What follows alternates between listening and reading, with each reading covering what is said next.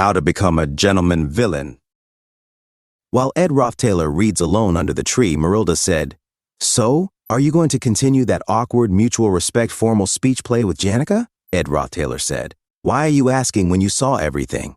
Marilda said, "I'm not so free that I can follow you all the way to the academy. I was just wondering if anything interesting happened in class."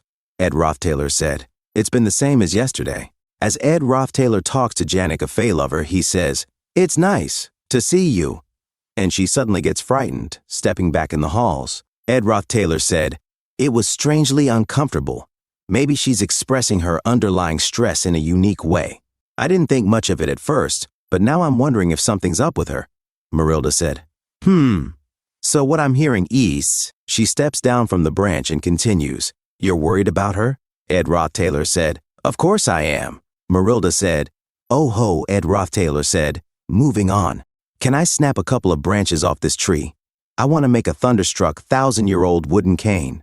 Marilda said, "What? You're trying to make another tool? Here I was, wondering if you were too distracted thinking about Janica, but you're always busy." Though. "You don't need my permission for a few branches." Ed Rothtailor said, "Isn't it your tree?" The name of it is literally Marilda's guardian tree. Marilda said, It's a bit convoluted. If I were to be exact, I'm protecting the forest. Because of an old friend who decided to put my name on this tree as they pleased." Ed Rothtailor said, "An old friend. Well, you have lived a long life, so it's a given you've had many relationships." Marilda said, "Problem 1. Why do spirits take the form of animals? I had the form of a human from the start, and I told you that wasn't easy, right? The reason spirits take the shape of animals is that animals are the most familiar and convenient in terms of access. They have an easier time copying their forms, then just as I had to do the same thing to gain a human form. Just who did I copy?" Ed Rothtailor said, "Who knows?" Marilda said, "I've made a contract with you, so I can read your thoughts." And Ed Rothtailor said, "And what?" Marilda said, "I took on a form that's closest to your ideal type." Ed Rothtailor said, "This is my taste. That's you unexpected." Marilda said, "Of course it is. I just lied after all." As Ed Rothtailor looks at her silently, she gets frustrated and says, "Are you joking?" Marilda said, "Reading your thoughts isn't plausible, and transformation is a very difficult kind of magic. So I can't just copy anyone. I've lived a long time, so long that Sylvania Academy's rises and falls simply seem cute to me. I met this child back when Arkan Island was uninhabited, before the academy was established. She didn't dress fancily and was always easygoing. My appearance is how she looked." Ed Rothtailor said, "Wait, is it?" Marilda said, "She was the most special and unique person I've ever met." Ed Rothtailor said to himself, "Infusing mana into this guardian tree, using it as an energy source, establishing this school, and having Marilda protect this forest. This isn't a relationship that can be learned in the game. So this was how they were connected. The unparalleled mage and scholar. It was the great sage Sylvania." A few moments later, at end night, Janica Faylover said to Ed Rothtailor while he peels his apple, "Hey!" Janica Faylover looks at the sky, avoiding eye contact with Ed Rothtailor, nervously saying, "Bolo? No, hi, hello." Rothtailor continues to peel his apple, saying, "Ah, yes, want some apples? Would you like some apples?" Janica Faylover said, Yes." As she sat on the log, Ed Rothtailor looks at her and says, "Please pass your plate."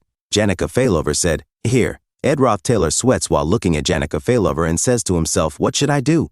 As Janica Faylover eats the slice of apple, Ed Rothtailor continues to tell himself, "I'd prefer we either speak formally or don't, and just stick with it."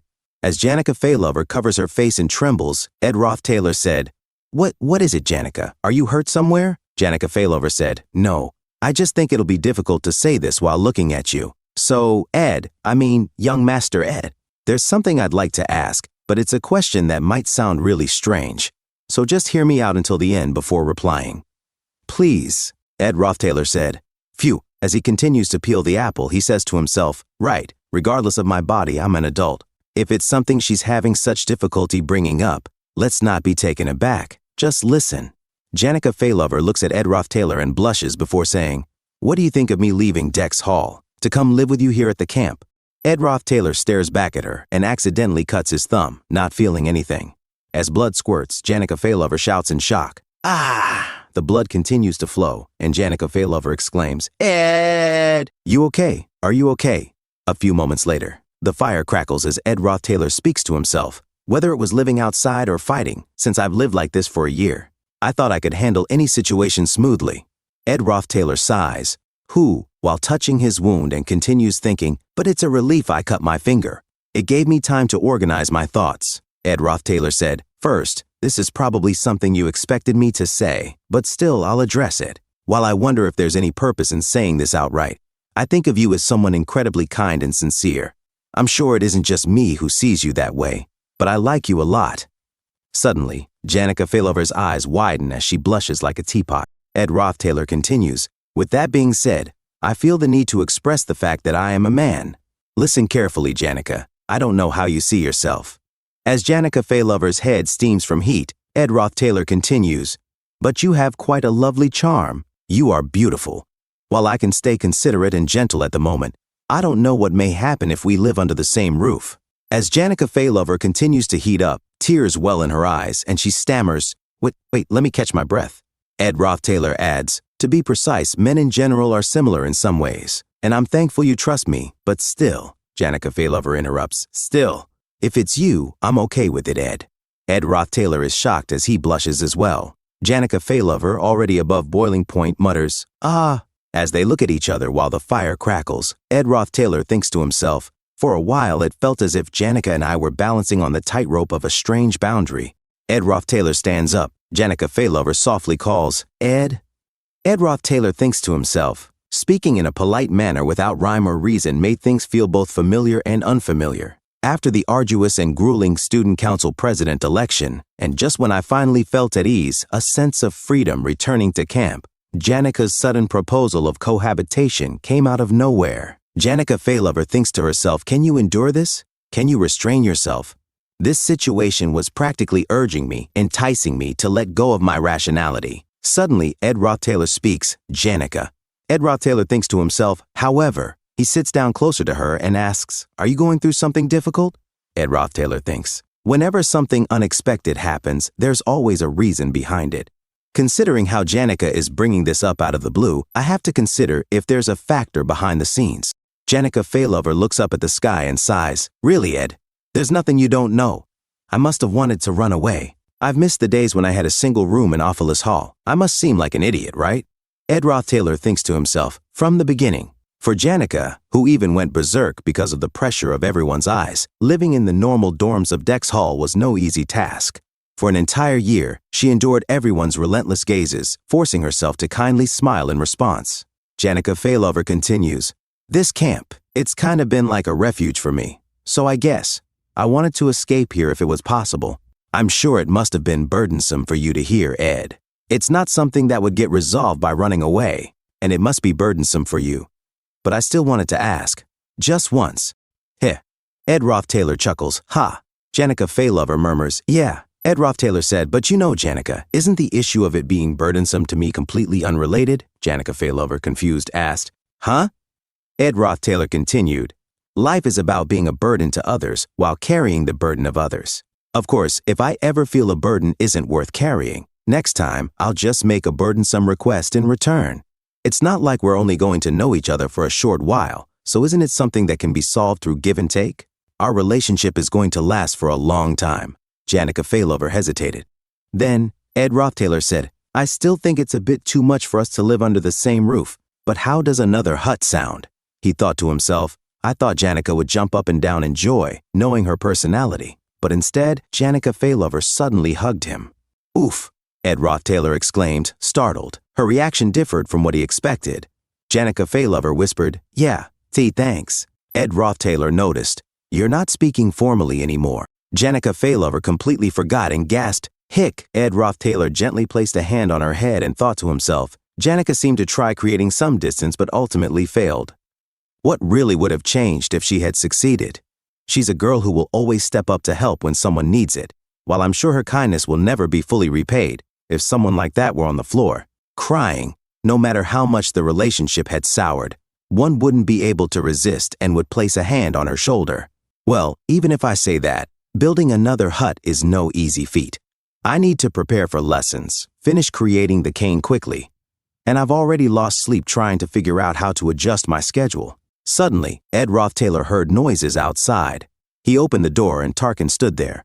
Ah, you're awake, Ed Roth-Taylor, Tarkin said. I need your advice. I have no experience in building huts. As Ed looked around, he saw spirits gathered outside, already working on Janica Failover's new hut. Tarkin observed, You seem tired. Honestly, I'm the same. In the spirit world, I partied all night since there was a celebration. Well, regardless. Now that there's a hut to be built. We finished picking the location. It seemed best to place it on the opposite end. Ed Roth-Taylor thought to himself as he watched the spirits work so fast. Tarkin smirked. It's kind of romantic to open the doors in the morning and see each other, right?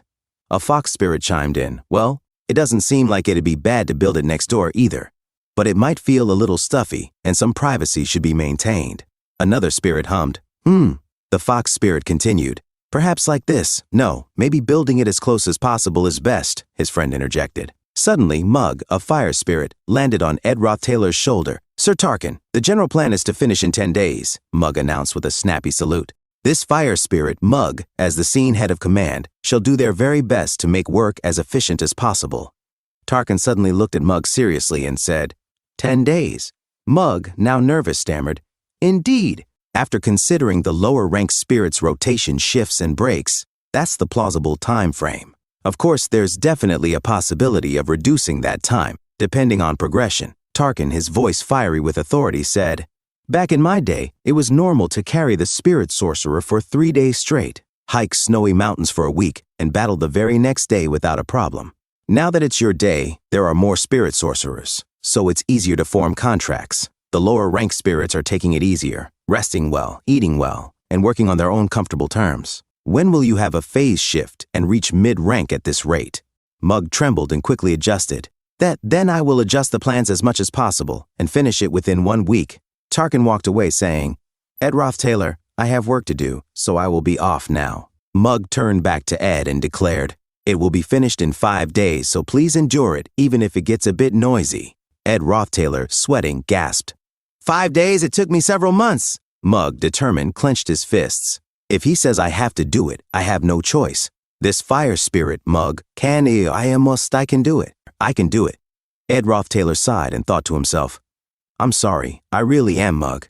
I didn't do this on purpose. A few moments later, Ed Roth-Taylor took out his woodworking gear. Phew, he exhaled. At least my busy schedule is finally sorted out. Now, I have time to make the thunderstruck 1,000-year-old wooden cane. There were so many things that made me want to repay her. Giving her a place in the camp isn't enough, despite her already having many canes from her friends and family, and my uncertainty about whether she'll even like it since she uses an oak cane. I still hope Janica will like this. As Ed Roth-Taylor worked on his large, solid, finely carved wooden cane, he remained deep in thought. Ed Roth-Taylor said to himself, Lucy can't sleep. As she stared into the distance, the spirit shouted, Let's go! Let's go! Let's go! Ed Roth-Taylor said to himself.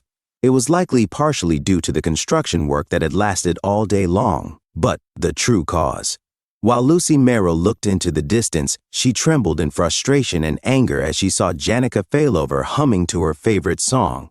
Suddenly, Janica looked at Lucy Merrill and said, Ah, Lucy, Ed Roth-Taylor said to himself. Was Janica who had greeted her warmly. Suddenly, she was shocked and confused as she looked at Lucy Merrill. Ed Roth-Taylor said to himself, but the two had already engaged in a battle of wits before. Although Janica was bad at expressing things that were unpleasant, she couldn't lose. As Janica Failover smiled, radiating joy, she said, So, I'll be living here. Lucy Merrill, frustrated, clicked her tongue. Suddenly, Ed Roth-Taylor said, Who? As she nibbled on a piece of beef jerky, and he said to himself, I borrowed a bunch of elemental magic books. He was at the faculty building in the Eastern Square, and he said to himself, This is because I thought I should learn some new magic. A system notification appeared, mid-rank magic, particle explosion. And he said to himself, although particle explosion has good practical use, its firepower is that of low-level magic at best. As Jix had said during their fight, I think just crushing you with the difference in our power would be the best way to deal with someone like you, Ed. Ed Roth-Taylor said, Firepower, As he saw a beautiful girl by the fountain playing her banjo, he said to himself, the holy firekeeper, the romantic and the prophet, Adele Saris. Although she had appeared regularly since the first act as Taylor's comrade, she didn't appear often in the game. She didn't have many points of contact with Ed either. Adele Saris said, You're busy today as well, Ed. Ed Roth-Taylor said to himself, So why is it that she's speaking to me? Ed Roth Taylor looked back and said, Me? Adele Saris said, I've heard much from Taylor and Isla. They seem to have complex emotions about you. Ed Roth Taylor said, Yeah, but that's none of my business. And he said to himself, although I am a bit curious about Taylor, from what I heard from Jix, he's been growing stronger and doing well. At this rate, he'll be able to easily pass through the joint combat training without an issue. Adele Saris said, Do you want to hear a song? I'm still a bard who travels the continent, although I'm staying in Sylvania for now. Ed Roth Taylor said, It's fine, these are quite heavy. Adele Saris said, Oh my, what a shame. As Ed Roth Taylor walked away, Adele Saris called out, Ed, if you one day rise to the patriarch's throne, you will have to kill the person you respect most with your own hands. If you hesitate in that moment, however, know that it will be you who dies. Ed Roth Taylor, confused, said to himself, A prophecy? The reason that Adele could always calmly play the lute in any situation was because of her prophetic ability to see the future. But because her prophecies didn't always come true, he didn't have to worry too much about them. However, the reason he felt unsettled was because he knew of a more certain future, based on the scenario in the third act. Adele would die. In a different scene, Ed Roth Taylor, unimpressed, said no, and he said to himself, I wanted to make 2 thunderstruck 1,000-year-old wooden sticks in order to craft 2 canes, one for Jenica and one for me. But when I asked her to make lightning for me, Lucy Merrill, frustrated, said, I'm only doing 1. Ed Roth Taylor said, Don't you just have to use the magic once anyway? Lucy Merrill remained silent. Ed Roth Taylor said, Arg. Then I'll just make one and give it to Jenica. As he sighed, Lucy Merrill, frustrated, trembled and said, Eek. Ed Roth Taylor said, Since its performance is good, I should give it to the person who will use it best. Lucy Merrill bit her lip in frustration and said, Okay, I'll do both of them. Ed Roth Taylor said, Oh. Lucy Merrill grabbed Ed Roth Taylor's arm and said, But I have a condition. It's nothing much. Ed Roth Taylor, confused, said, A condition. Lucy Merrill said, Go somewhere with me. And she dragged Ed Roth Taylor with her. Ed Roth Taylor said to himself, The Archmage Glocked. Regardless of the field, whether it was elemental studies, monster ecology, herbology, mana management, sensitivity theory, spirit studies, etc., he was acknowledged for his research results. And he possessed 2 highest-ranked spirits, highest-ranked fire spirit, Teorphus, highest-ranked water spirit, Fried. At the same time, after he retired, he worked to develop younger generations, investing all of his life savings into the education sector and academy research funds. They say he barely used money on himself. When it comes to Sylvania Academy, it was Archmage Glock who advanced it to be the best educational facility in the world.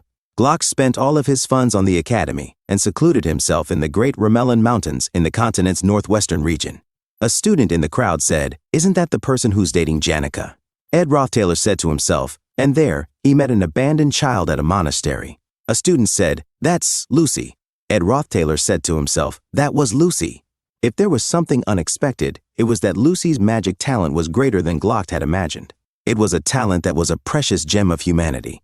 The twilight of the Archmage who had left his mark in history was spent polishing this gem. He was a great man. If a book were to be written about his life, it could be filled with epic tales and grand adventures. But his later years were more sorrowful. His wife, whom he had met when he was young, lost her life while subjugating Teorphus, and all of his colleagues had passed away before him. Eventually, the only people who remained around him were those who revered him and those who wanted to use his fame. That is probably why he built a hut in the mountains to seclude himself. But what was a relief was that there was someone who could continue his will. A rainy day and a shabby hut, those alone allowed Glock to pass away happily. Lucy Merrill said, And that is how the journey of Archmage Glock ended, and how my journey began. Although, it is over now. Ed Roth Taylor said, Over. Lucy Merrill said, Do you know where that old man's hometown is? Ed Roth Taylor said, From what I learned in history class, it's the lawless area of Cohelton, right? Lucy Merrill said, No, the history books are wrong. That is just where he spent his youth. Ed Roth Taylor, shocked and confused, said, What? Lucy Merrill said, His real hometown is here, Arkan Island. I don't know what was so entertaining. But whenever he talked about living on Arkan Island, he was so earnest. And even until the moment he died, he worried about this school. He was such a fool, that old man. His heart's hometown was Arkan Island. There was no helping it. Ed Roth Taylor said to himself, Lucy told me about the journey that she had no choice but to embark on. At the time, the young Lucy only had the shabby hut and the cold corpse of the old man left. She covered his corpse with a blanket, tied it up with leather ropes, and then froze him with ice magic. Although most mages would get exhausted maintaining this ice magic for even just 1 hour, Lucy was already capable of doing so at this stage. This is a story that sends chills down your spine. Glock's hut was in the Ramelin Mountains, in the northwest of the continent.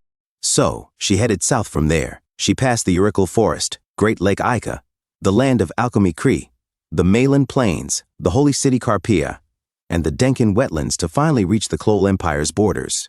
After that, the Teldanilvi County. Following the river downstream from there, it took her past the merchant city Oldek, the Awulin County, the Islan Barony, the Salvi County, the Rothtaler Duchy, the Feder Marquise, and the Tis County. Then, she passed the Janet Mountains, the Dres River, and Zahul Margrave's territory. Heading southwest, she passed through Crampel Forest. If you opened a world map, you would have to draw a straight line with a quill for quite some time before reaching Mexis Bridge, which connects to Arkan Island. That journey, one where she continuously used magic to maintain her master's corpse and even to move her own body. Lucy Merrill pointed at a distance and said, "It took 3 months. I got a bit lost, and it took me a week just to find that." A few moments later, Ed Rothtaler said this. Lucy Merrill said, "According to that old man's records, this is the place where the Archmage and the Great Sage taught each other and trained. This is where my journey ended." A system notification appeared. Introduction to a Spectral Magic Author. Glock Eldervane Ed Rothtaler said this, and he said to himself, Glock's Travelogue of Southern Views, which included his thoughts on magic within the southern continent, sells for 7,000 golden coins. If you think that is one of history's greatest books, his posthumous book, which includes his analysis of a spectral magic, must have a worth I cannot even calculate. Lucy Merrill sat on the cliff looking at the sunset and said, "You can take it. It's all knowledge I already know, so I do not need it. I remember all the words Grandpa left behind. I have not even lived half the life given to me, and I might begin a new journey. Or maybe I will continue living a half-hearted life like this. Still, I plan on keeping the promise I made to Grandpa.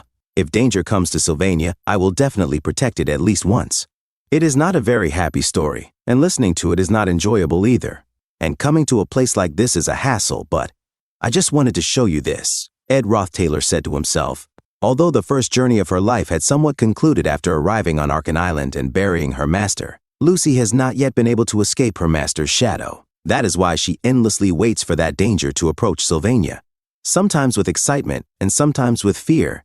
No wonder she is lazy, but once the promised trial has passed, she will finally be able to leave on a new journey in order to lead her own life. Because I know that time is not too far off, I have decided to be lazy with Lucy today. The sound of the waves and the refreshing wind of late spring made it neither cold nor hot, even after sitting for a long time. That was a fortunate thing, as Ed Rothtaler holds the head of Lucy Merrill while they watch the sunset. Janica, amazed as she looked at her new cabin in the woods, said, "Wow." As it sparkled in the light, she continued, "I didn't know it could be built this fast. Wow." Mug and the others were exhausted. Mug muttered weakly, "This fire spirit, Mug, fire spirit, Mug, that fire." Janica looked at them in concern. "Guys, I told you to take it easy." Still exhausted, Mug said, "No, Tarkin, never mind. I think we can ascend now. Have a happy camp life. That'll be enough for us. That's all we need." As the spirits ascended, Janica called out, "Thanks, guys. Thank you so much." She smiled wistfully.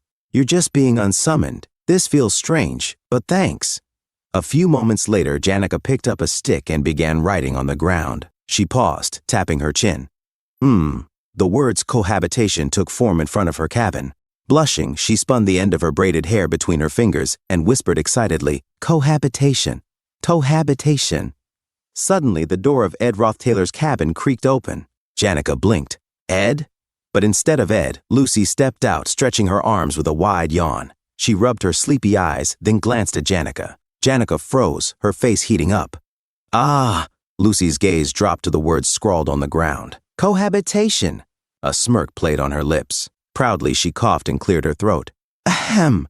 To herself, she mused, "Cohabitation is nothing compared to sleeping together." Elsewhere, a system notification flashed.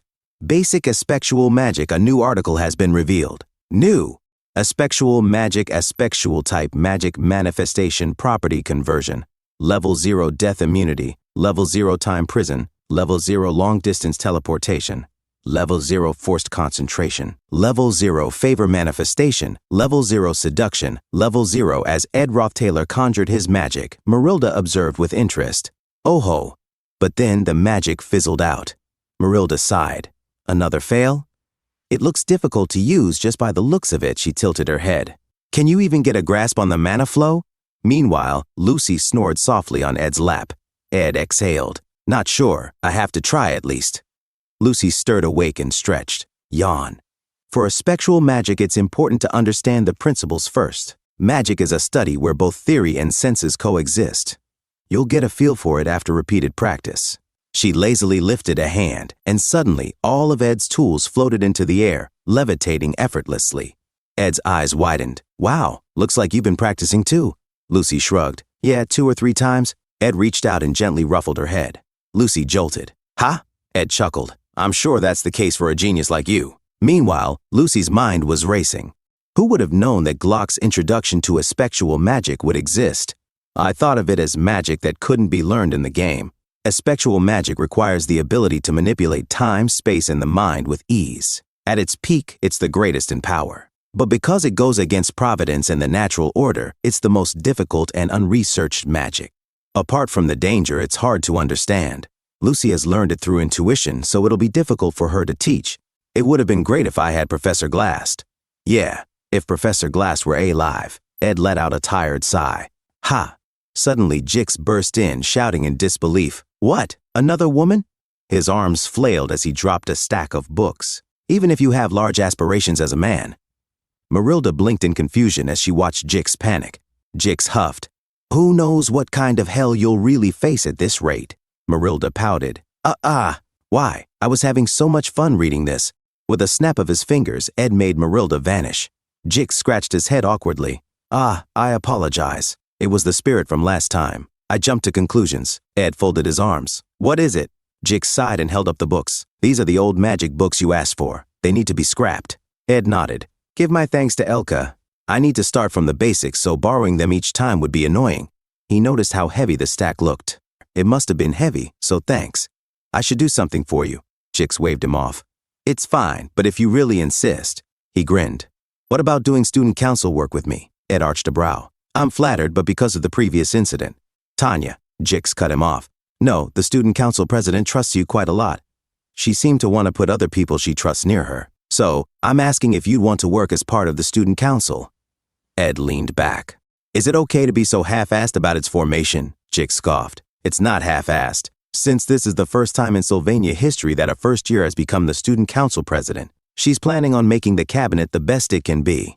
The lady from Correll County in the 3rd year and the 4th year top student, Deke, have already joined. And in the future, she wants first-year magic faculty's top student, Joseph, 3rd year top assistant, Annis, and 4th year top alchemy faculty student, Dorothy.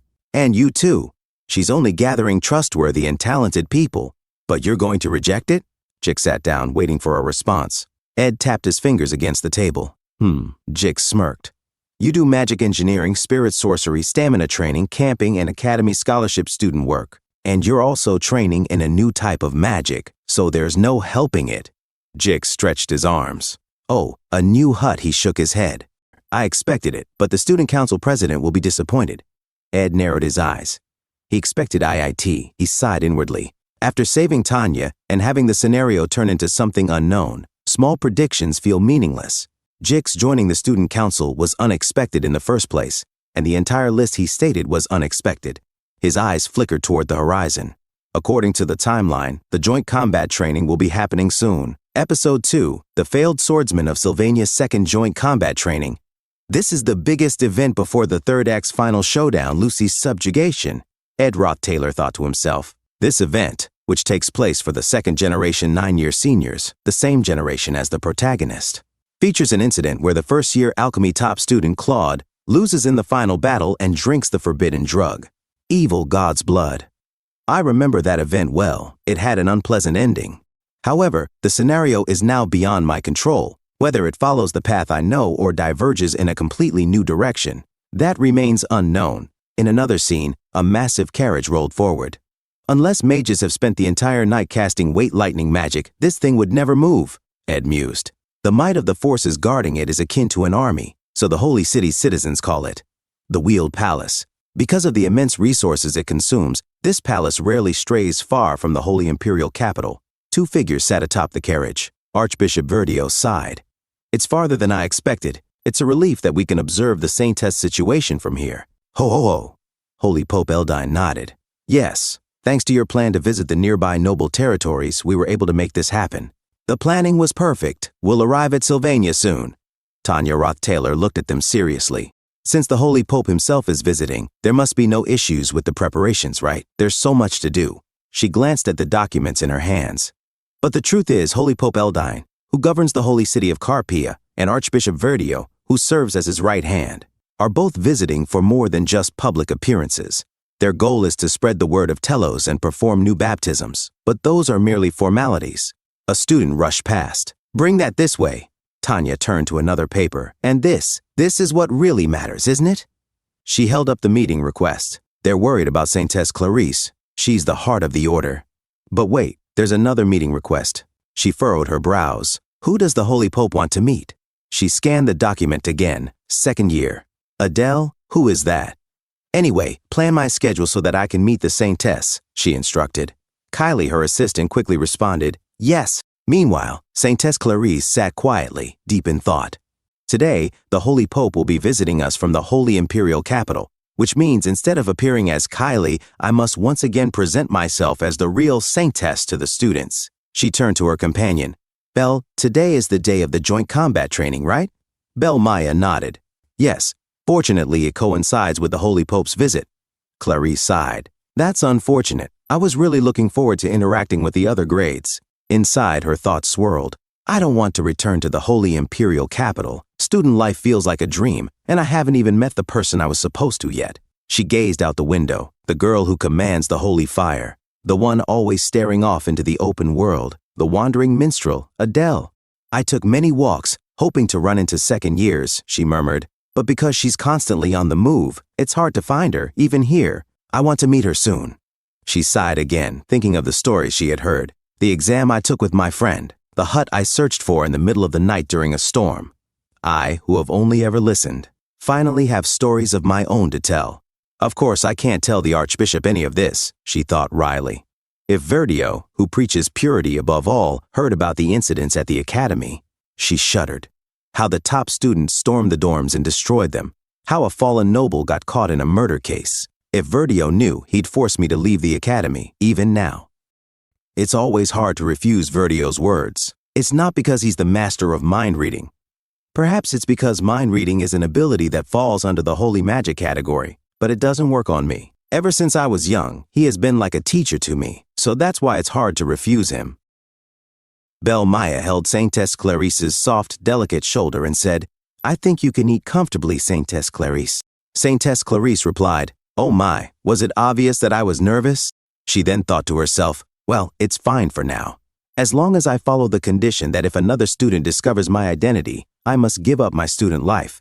Wait, Ed Roth-Taylor. Of course, it doesn't seem like he would reveal anything, but what if Verdio and Ed Roth-Taylor meet?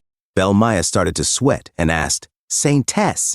Saintess Clarice, also sweating, thought to herself, but what if Verdio somehow finds out that Ed Roth-Taylor knows my identity through mind reading? As she trembled, Belle Maya hesitantly asked, Should I make you a cup of tea? Saintess Clarice quickly replied, No, it's fine. But I have a request. Help me prepare to go out. Belle Maya hesitated. We don't have much time. Where? Saintess Clarice softly answered, Ed. She looked at Belle Maya. Her face flushed as she began to sweat. Ed Roth-Taylor. I think I'll calm down if I meet him.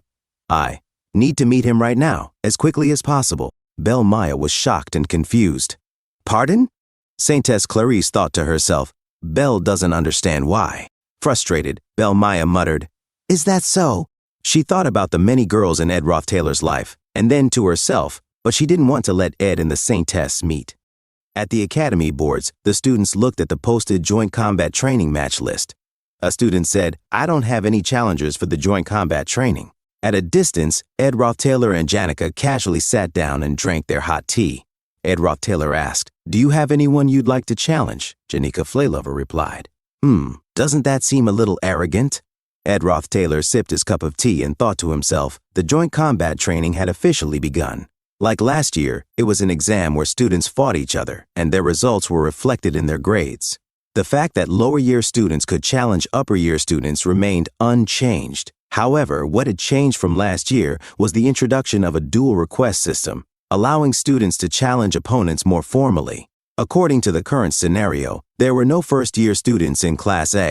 As a result, the first years were eager to defeat a second year to prove themselves, since there were many strong characters in the protagonist's year. The first year versus second year matches were expected to be highly entertaining. However, the third year and fourth year matches were far less interesting to most spectators. Janika Flaylover asked, "What should we eat for dinner tonight?" Ed Roth Taylor replied, "I have some leftover meat I bought from the L'Oreal Inn restaurant. Should we just season it with salt and cook it?" Ed Roth Taylor thought to himself, among the third-year students, Janika and I were among the few notable ones. There weren't many strong individuals in our year. Last year, aside from Janika defeating Lortel, no one else had managed to defeat their juniors. With that precedent, the fourth-year students would likely challenge anyone and easily win. On the other hand, those who were strong rarely received any challenges. Janika Flaylover moved closer to Ed Roth Taylor and chuckled. "Hey, you keep reading the book Lucy gave you." Ed Roth Taylor replied, "It's an important book. I think I'll be reading only this for now." Seeing that no one had challenged him yet, he thought to himself, "I have to assume I am now considered strong as well." Janika Flaylover's expression grew sad. "Important, I see." Ed Roth Taylor thought to himself, while there was a way to challenge someone first, that would be difficult for someone like Janika, given her personality. "I need to stay low." Suddenly a guard shouted, "Make way, the Saintess is coming." As the carriage arrived, Ed Roth Taylor, confused, thought to himself, I turned to check how much the scenario had changed. First of all, it was strange that Clarice was here right now. Janika Flaylover looked at the carriage and gasped, "Wow, the Saintess!" Ed Roth Taylor thought to himself, she wasn't supposed to participate in the joint combat training because it overlapped with the Holy Pope's visit. As Saintess Clarice stepped down from the carriage, Ed Roth Taylor wondered, did the Holy Pope's visit get delayed? What major event could have caused such a change? What could have changed? Janika Flaylover, in shock, stammered, "Uh-huh." Saintess Clarice approached their table and said to Ed Roth Taylor, "I had planned to send a letter, but I wanted to hurry and meet you, so I decided to just come." She smiled and said, "Hello, Ed." She suddenly pulled a chair and added, "I can't stay for long, but it would be great to have a short conversation with you." Janika Flaylover immediately stood up and lowered her head. Ed Roth Taylor, still sitting, stammered, It's an honor, Saintess." Janika Flaylover blushed and trembled as she said, I am Janika Flaylover, Saintess. It's an honor to see you up close." Roth Taylor thought to himself, even though she had lived in the countryside. A third of the Empire's population were Telos Order believers. Janika Flaylover grabbed Ed Roth Taylor's sleeve as she tried to whisper, "Ed, what do I do?" Ed Roth Taylor, sweating, thought to himself, this kind of reaction to meeting the Saintess was normal. Looking at her now, it was hard to believe she was the same person as Kylie Ekney. Through years of rigorous training, every one of her movements had become poised, exuding elegance. There were no signs of emotional disturbance. Ed Roth Taylor asked, "I heard the Holy Pope and Archbishop will be visiting soon. Is it okay for you to be here?" Saintess Clarice replied, "The Holy Pope is visiting Trix Hall. Fortunately, it coincided with where I am. It was time for the joint combat training match announcement, so I thought you'd be here, Ed." Ed Roth Taylor thought to himself, she came just to see me. Why? Saintess Clarice continued, "Although the Holy Pope is known for his intelligence, the Archbishop, Verdio, is equally sharp." She held her cup of tea and added, "It makes one wonder if he can read minds or something. The way he seems to know exactly what you're thinking is so fascinating. It must be a type of holy magic, right?" There were rumors that the Archbishop had the ability to see people's thoughts. Ed Roth Taylor responded, "I see." Then he thought to himself, Verdio, mind reading, the ability to see thoughts. Suddenly, it hit him. Ah, I see.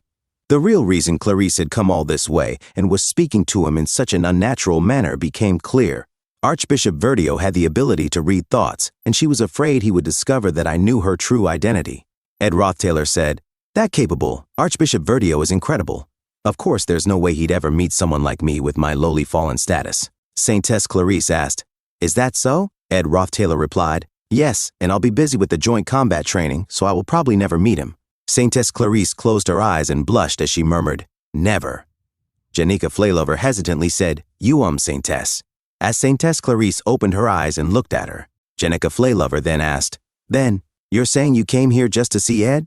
She spun her braided hair between her fingers. Saintess Clarice stammered, "Ah, yes, that's true."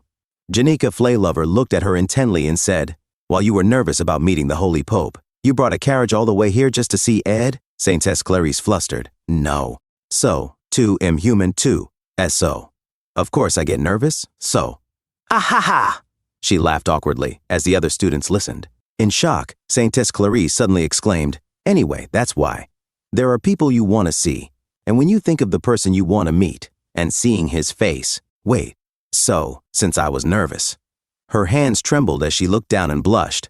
"I just wanted to see him or meet him," she murmured to herself. "I guess that makes sense." She then abruptly stood up and ran away, blushing. "Oh, look at the time! The Holy Pope will arrive soon," she shouted, fleeing. The knights were shocked. "Saintess!" they called out as they watched Saintess Clarice rush into her luxurious carriage and speed off. The students and Jenica Flaylover turned to look at Ed Rothtaylor. Ed Rothtaylor suddenly felt a sharp headache and broke into a sweat. He muttered to himself, "Ha! Whether she's Clarice or Kylie, she's hard to spend time with." A different scene at the arena of the joint combat training. "Woohoo!" a student shouted excitedly. His friend asked, "You didn't send any challenge requests either?" "Ed, yes, Ed. There are rumors among the new students that he's pretty strong. Of course, he's probably just strong among those third-year weaklings." Ed Rothtaylor muttered to himself, "Just." "What?" Cordic smirked and said, "You need to prepare yourself. For the first and second-year matches, there's a rule that they can't use mid-rank magic or sharpened blades. But the upper grades are different," he added, taking out his axe. "Ka-ha-ha-ha! I'll make it clear before the match." It was Cordic Valadirk, a fourth-year combat faculty student ranked second, a man who never let his guard down against his juniors. "As you may know, my name is Cordic Valadirk," he announced. A girl in the crowd whispered, "I know they said you can't use sharpened weapons because they have the ability to kill, but that's just a blunt weapon." Her friend sighed, "Ha, I was so scared I'd have to go against that guy." Senior Professor Molina called out, "Okay, third-year Ed Rothtaylor, fourth-year Cordic Valadirk, if both are ready, begin." Cordic immediately leaped toward Ed Rothtaylor. "Ka-ka-ka-ka, my body is heating up." "Ka-ha-ha-ha," he cackled. "I never go easy just because it's a mock duel. If you feel the fear coursing through your body, then it's still not too late," he roared, swinging his axe. Ed Rothtaylor let out a sigh. "Ha!" He raised his hand and cast flame. Suddenly, Cordic Valadirk exploded. Ed Rothtaylor had used mid-rank magic particle explosion. Cordic Valadirk burned to a crisp, screaming in pain, "Kyok!" As the dust settled, he groaned, "Kyuk! What kind of mage has that kind of reaction speed?" The third years, Kyuk. Until last year, they were nothing much. Marilda and Mug stepped out beside Ed Rothtaylor. Cordic Valadirk trembled. "Just. Where did this monster come from?" Ed Rothtaylor suddenly continued his attack. A student gulped nervously. Gulp. Lying on the floor, Cordic Valadirk thought to himself it took around 5 seconds. "I was careful to make sure he wouldn't get hurt." "Sorry if you wanted to fight some more," Ed Rothtaylor said nonchalantly. "Good work." The students erupted in cheers. "Whoa, woo!" Ed Rothtaylor let out a sigh. "Whew," he thought to himself, "I couldn't focus on the fight because I was thinking about other things." After the Saintess's explosive visit, I had to take the directionally challenged Jenica to the stadium. On my way to fight Cordic at the other stadium, I met someone unexpected. "Oh my, we meet again," Adele Saris greeted. Ed Rothtaylor frowned. "What are you doing here? This is Glock Hall. Second year should be in Nail Hall." Adele Saris smiled. "What a coincidence. I heard even the way the wind blows is fate, so we must be quite closely connected." Ed Rothtaylor thought to himself, "She's uncomfortable once the joint combat training is over." "Well then, I have to go," Adele Saris said. Ed Rothtaylor clenched his fist.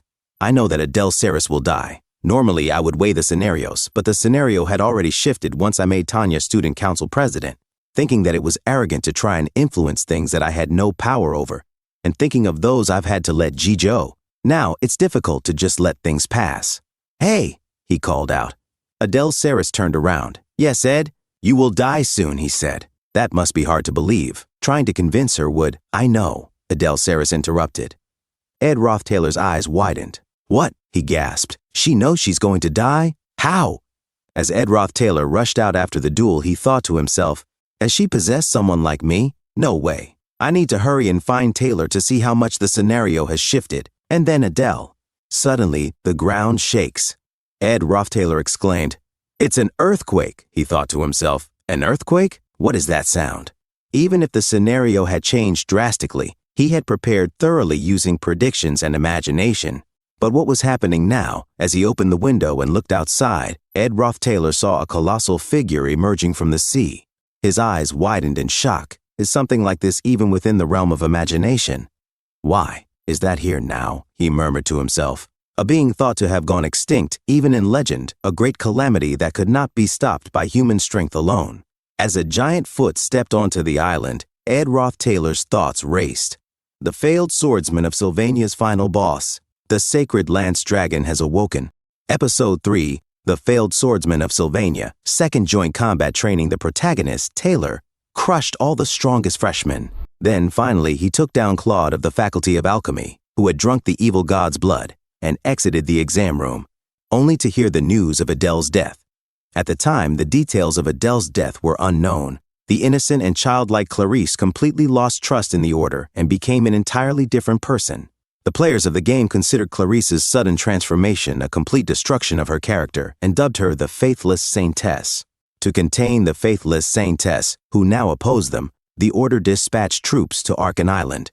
In the end, the one who went berserk and single-handedly destroyed the Order's forces was Act 3's final boss, an awakened Lucy. That was how Act 3 was originally meant to unfold. However, Sacred Lance Dragon, Wellbrock, he was the boss of Act 5, appearing only at the climax of the main story. Awakened as the final boss. Just what is going on here? The tides shifted from just a single step. A powerful gust of wind slammed into Ed Rothtailor, forcing him to grit his teeth. Gah! It wasn't magic, not even a deliberate attack. Simply by taking one step forward, students scattered in all directions as the Sacred Lance Dragon, Wellbrock, rampaged. Some fell to the ground screaming, "Run! Wah!" Half of the dormitory was reduced to ashes. Ed Rothtailor barely survived, only because he was in the faculty building.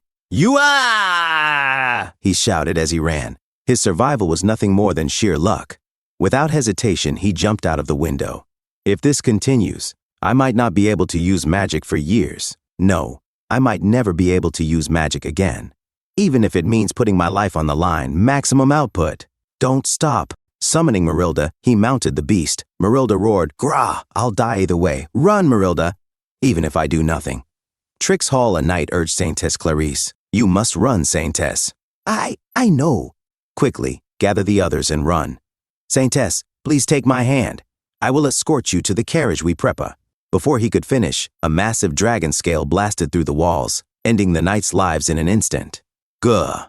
One groaned in pain. Saintess Clarice shielded herself, screaming, "Kya!" As the dust settled, she looked around. Just what is going on here? Artides, scales. The mere act of the dragon shaking off its scales had created this destruction. A knight barely clinging to life despite his severed arm assisted her. "You must leave now. Please forgive my rudeness." Saintess Clarice's voice trembled. "Who created that horrific thing?" "Marv," the knight called out. "Prepare the carriage." Marv rushed forward, pulling a horse. "Saintess, the carriage has already been destroyed. Instead, please take this horse. He's been trained well. He will take you across the Mexis Bridge and off Arkan Island." Tears welled in Saintess Clarice's eyes. I can't ride a horse." Suddenly, her eyes widened in shock. "Ugh!" The knight, barely conscious as his severed arm bled profusely, pleaded, "Please, just grab the reins and hold on to the horse's neck tightly." Even as he lost an ear, the knight forced himself to continue. I. Marv slapped the horse's flank. "Go, take the Saintess outside the castle." The horse galloped away as Saintess Clarice screamed, "Kya!" Looking back, she trembled. "Boo, ooh." I had always thought it was an exaggerated tale, like something from a myth. But now, I recall the story. The one the Archbishop used to read to me back then. Wellbrock, the Sacred Lance Dragon. Every time he unleashed his magic-laden breath, resembling the power of the sun, everything beneath him ceased to exist. As the Sacred Lance Dragon, Wellbrock, prepared another attack, a terrified scream rang out. A system notification appeared. High-rank magic, large-scale magic nullification barrier. The attack was blocked. Saintess Clarice looked up in shock and confusion. "That's..." Principal Obel Forcius clenched his teeth. "Damn, even high-rank magic can only deflect its breath." He narrowed his eyes at the rampaging dragon. "You've awoken too early, Sacred Lance Dragon." Despite his efforts, the beast continued its destruction. Forcius stepped forward, preparing to restrain it. So you aren't even going to give me the time to imprison you? He invoked his skill, highest rank telekinesis magic, Chains of Providence. From a distance, Lucy Merrill recalled her master's words, "One day just once, when this school faces a great threat." Lucy exhaled slowly. "This wasn't what I had in mind, old man." With a flick of her wrist, she unleashed multiple high-rank telekinesis spells upon Wellbrock. The dragon roared in defiance. The chains shattered instantly. Lucy hovered before the enormous dragon, determination burning in her eyes. Saintess Clarice gasped in shock. With a surge of power, Lucy launched herself at Wellbrock's foot, only to be swatted away. She crashed into a distant wall. The force of the impact sent violent gusts of wind through the battlefield. Clarice struggled to hold onto her horse. As the dust settled, Lucy activated a protective barrier around herself, her expression unreadable. Forcius, still standing his ground, nodded. "Thank you for buying me time, Lucy." His spell was complete. Highest rank defensive magic, Shield of the God of Creation. The dragon's massive claws crashed against the divine shield, but were repelled. From a distance, Saintess Clarice watched in horror. Her breath came in ragged gasps. "I have to hurry to the Mexis Bridge and escape this island. I have to run away. No." She trembled, staring at her blood-stained hands, the blood of the fallen students around her. Suddenly, a familiar voice called out. "So you were safe, Saintess?" She turned sharply. "Senior." Ed Rothtailor approached her, his expression unreadable. Nah, thank goodness you're here. Are you hurt?" He extended a hand toward her. "No, how did you know I was here?" "You had planned on meeting important guests, so I figured you'd be at Trix Hall." Clarice hesitated. I was riding a horse to the Mexis Bridge." Ed shook his head. "It's pointless. That area is too crowded. Even if you manage to leave the island, you won't escape the dragon's range. You'd only end up dying in vain." Without another word, he pulled her onto Marilda. "Hold on tightly." Clarice clung to him, barely able to process the situation. Ed's thoughts raced. Human strength alone cannot prevail against this monster. Even with Lucy and Obel here, all they can do is hold it back. According to the original story, Taylor would raise his power to the maximum and acquire the ultimate swordsman form. Then, should I give up? His grip on the reins tightened. No, get it together. The main story has fallen apart. I must find the key variation that caused the plot to deviate. That will lead me to a way to send the sacred lance dragon back into slumber. At first, I thought this was my fault, because up until now, whenever the story changed, it was because of me. But even if the flap of a butterfly's wings could cause a tornado, isn't the world ending just a little too much? Why is the finale of Act 5 happening now at the end of Act 3? First, I need to confirm who summoned the sacred lance dragon. I have to analyze the key figures of Act 3 in order of importance. His eyes darted around. Lucy is fighting the dragon. Clarice doesn't seem to know anything. Behind him, Saintess Clarice clung to him desperately. In the distance, Taylor rallied the students. "This way, everyone." Ed narrowed his eyes. Taylor, the protagonist, is an exception. Right now, he's focused on saving people. That means the only other person who could have changed the plot is. His eyes widened in realization. It can't be. Meanwhile, at Nail Hall, a deafening explosion rocked the corridors. A student screamed, "Run away! Wah!" Adele Saris walked calmly through the chaos, seemingly unaffected.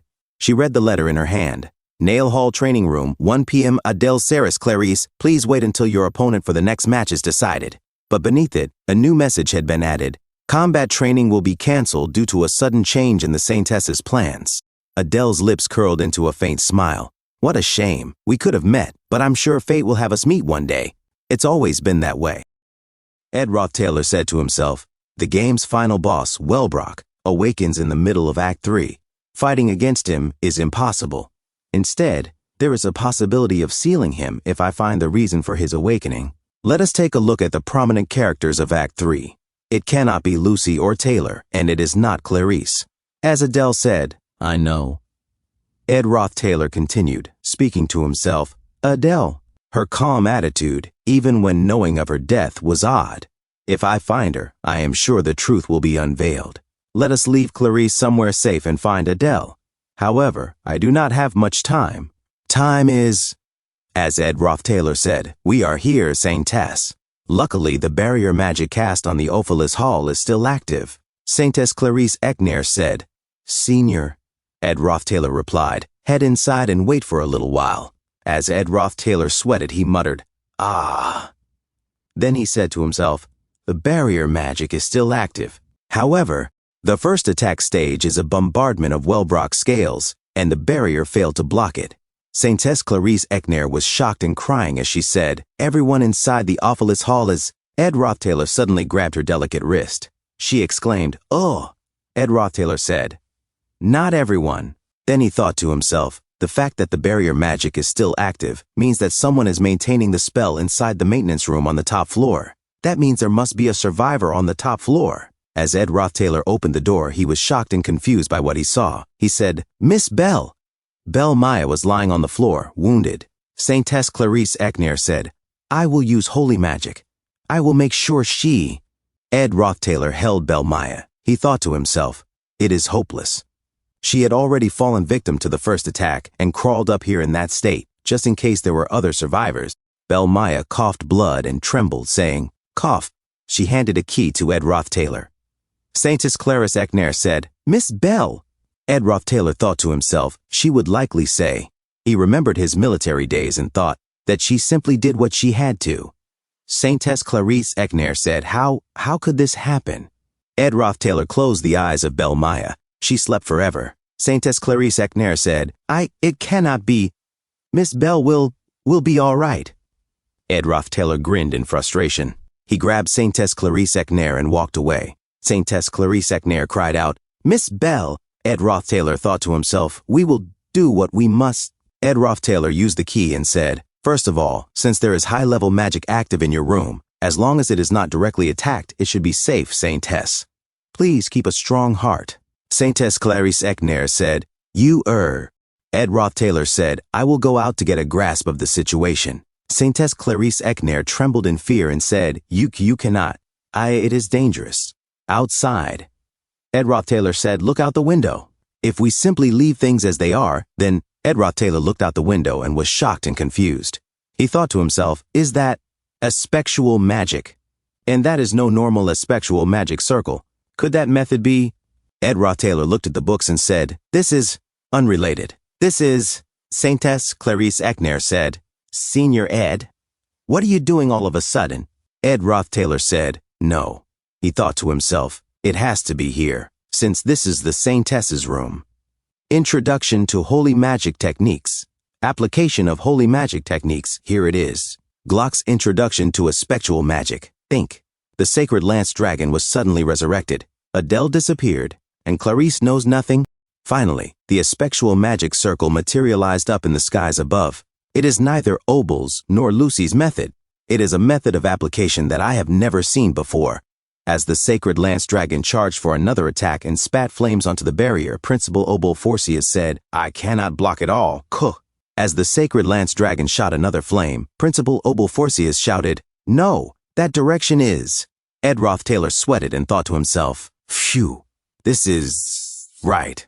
I understand it now. Was it not twisted from the beginning? If this was part of the original story, Saintess Clarice Ekner said, Senior, did you figure something out? As light shone brightly outside the window, Ed Rothtailor and Saintess Clarice Ekner looked toward it. Saintess Clarice Ekner shouted, Gah!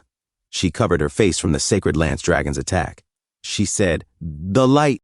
Ed Rothtailor hugged Saintess Clarice Ekner tightly as the sacred lance dragon's attack hit them and exploded. A few moments later, only ruins of the building remained. As the smoke cleared, Saintess Clarice Ekner felt pain and opened her eyes, saying, you. Ugh. As blood dripped from her face, she looked at Ed Rothtailor and said, ha, ha. Ed Rothtailor said to Saintess Clarice Ekner, whatever may happen, if you do not feel that you can handle it, ask me for help right away.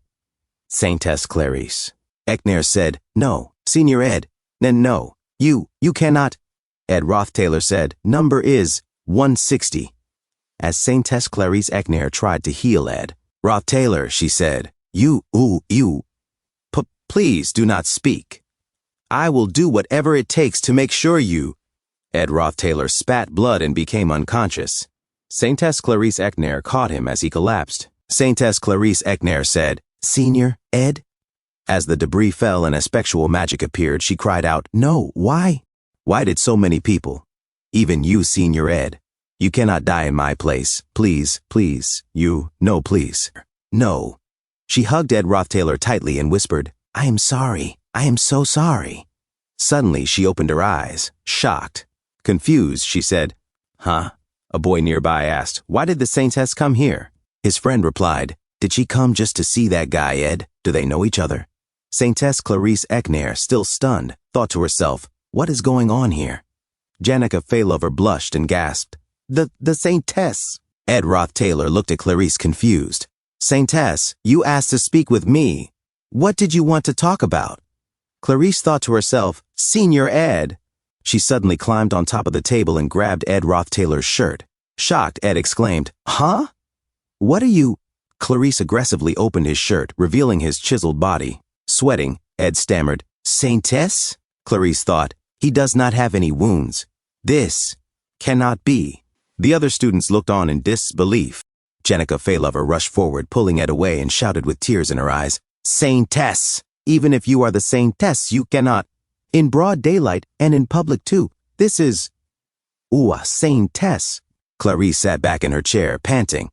Ha, ha, she thought, was everything up until now a dream, a premonition, a hallucination? That is impossible. She glanced at her wrist. Everything I experienced, all of it was real. She saw bruises on her delicate wrist and trembled in fear. I have come back to the past, she thought. This morning, I briefly spoke with Senior Ed to stop him from meeting Verdio, the mind reader. Then I went to Trix Hall, and while waiting for the Holy Pope, while I was waiting, the Sacred Lance Dragon appeared. Clarice thought in horror, I am going to die. Death, everyone will die. At this rate, everyone will die.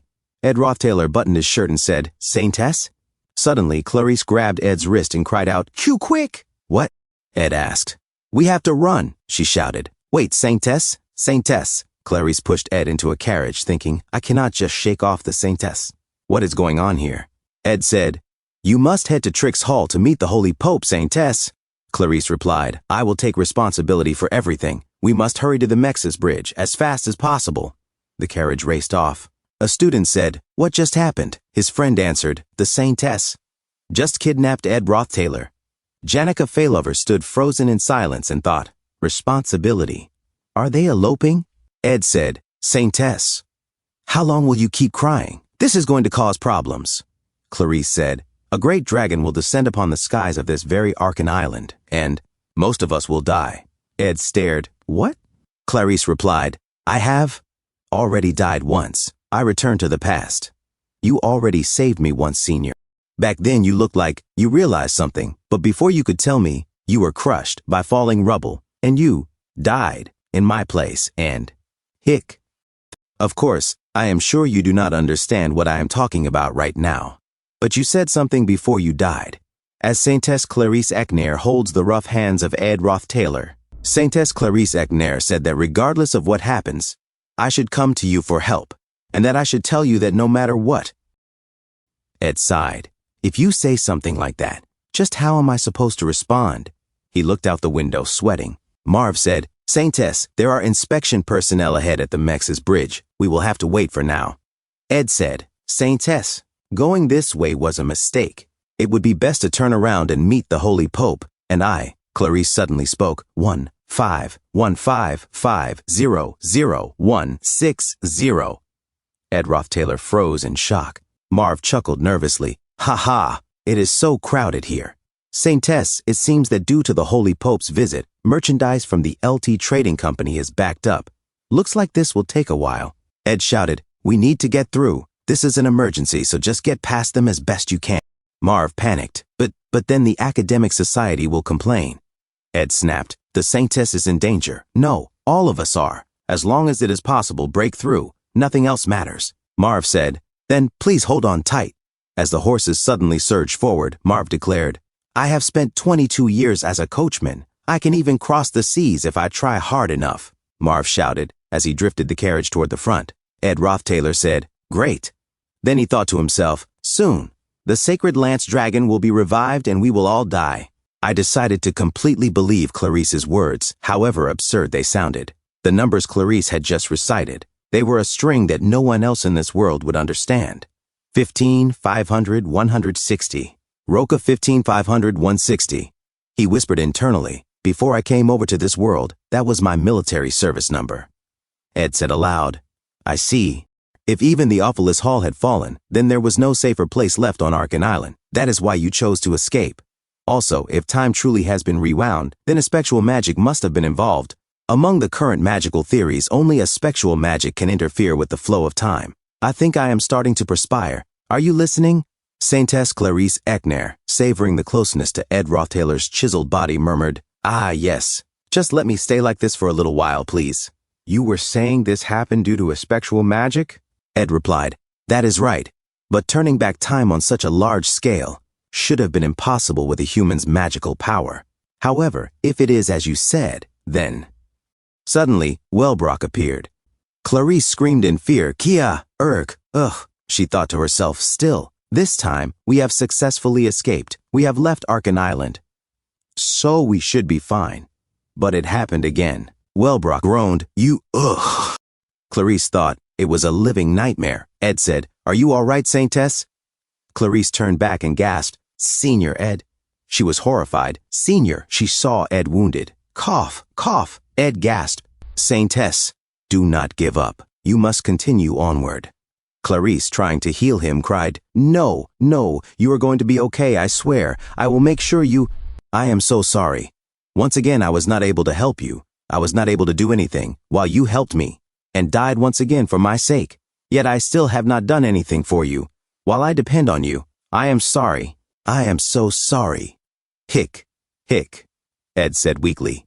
There is no need to apologize. There is no reason to cry. I will help you again. I am sure I will. So, he held Clarice's face gently. So, please do not cry in despair. Senior Ed, Clarice said softly, trembling.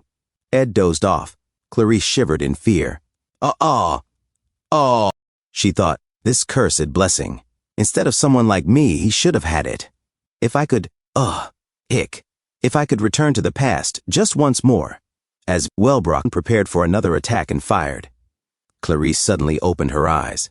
Ed Rothtailor asked, Saintess, you asked to speak with me. What did you want to talk about? Clarice said, She could not control her tears. She hugged Ed Rothtailor tightly while Janica Failover watched in frustration. Saintess, Ed exclaimed.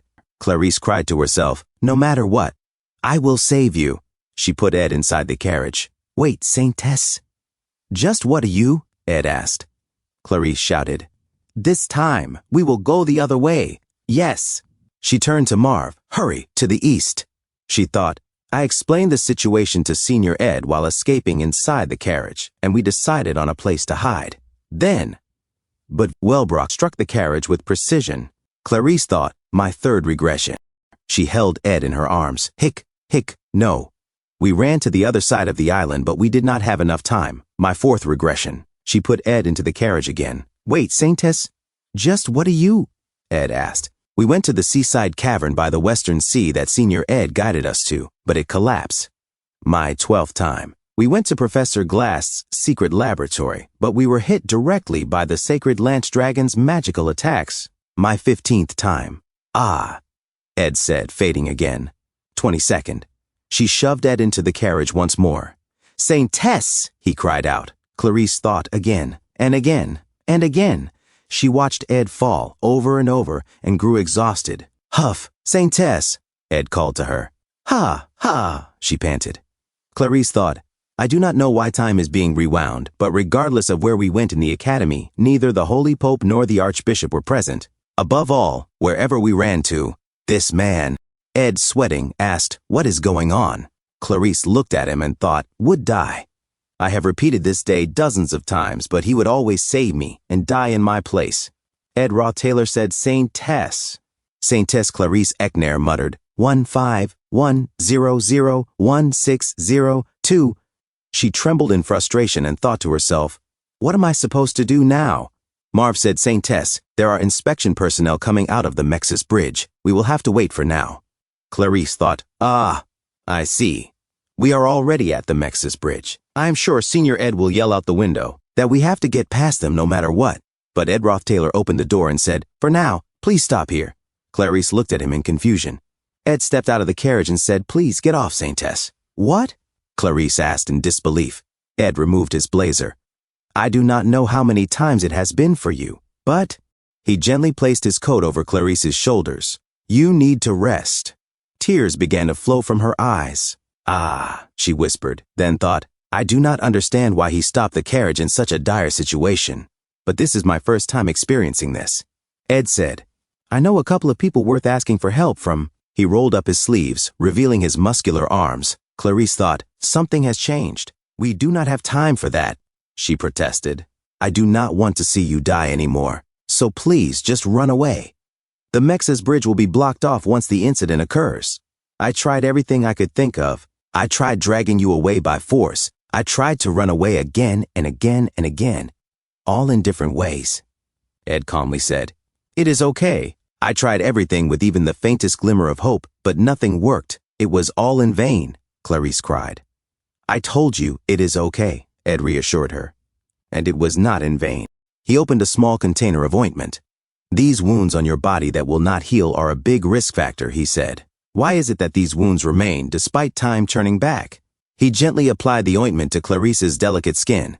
The holy magic's blessing that you bear will target those hostile against you, or those who bear the intent to attack you, and it will protect your body. Another protection it offers is complete resistance against holy magic. That is why Archbishop Verdio's mind reading did not work on you. If so, why is it that only your memories and wounds remain intact?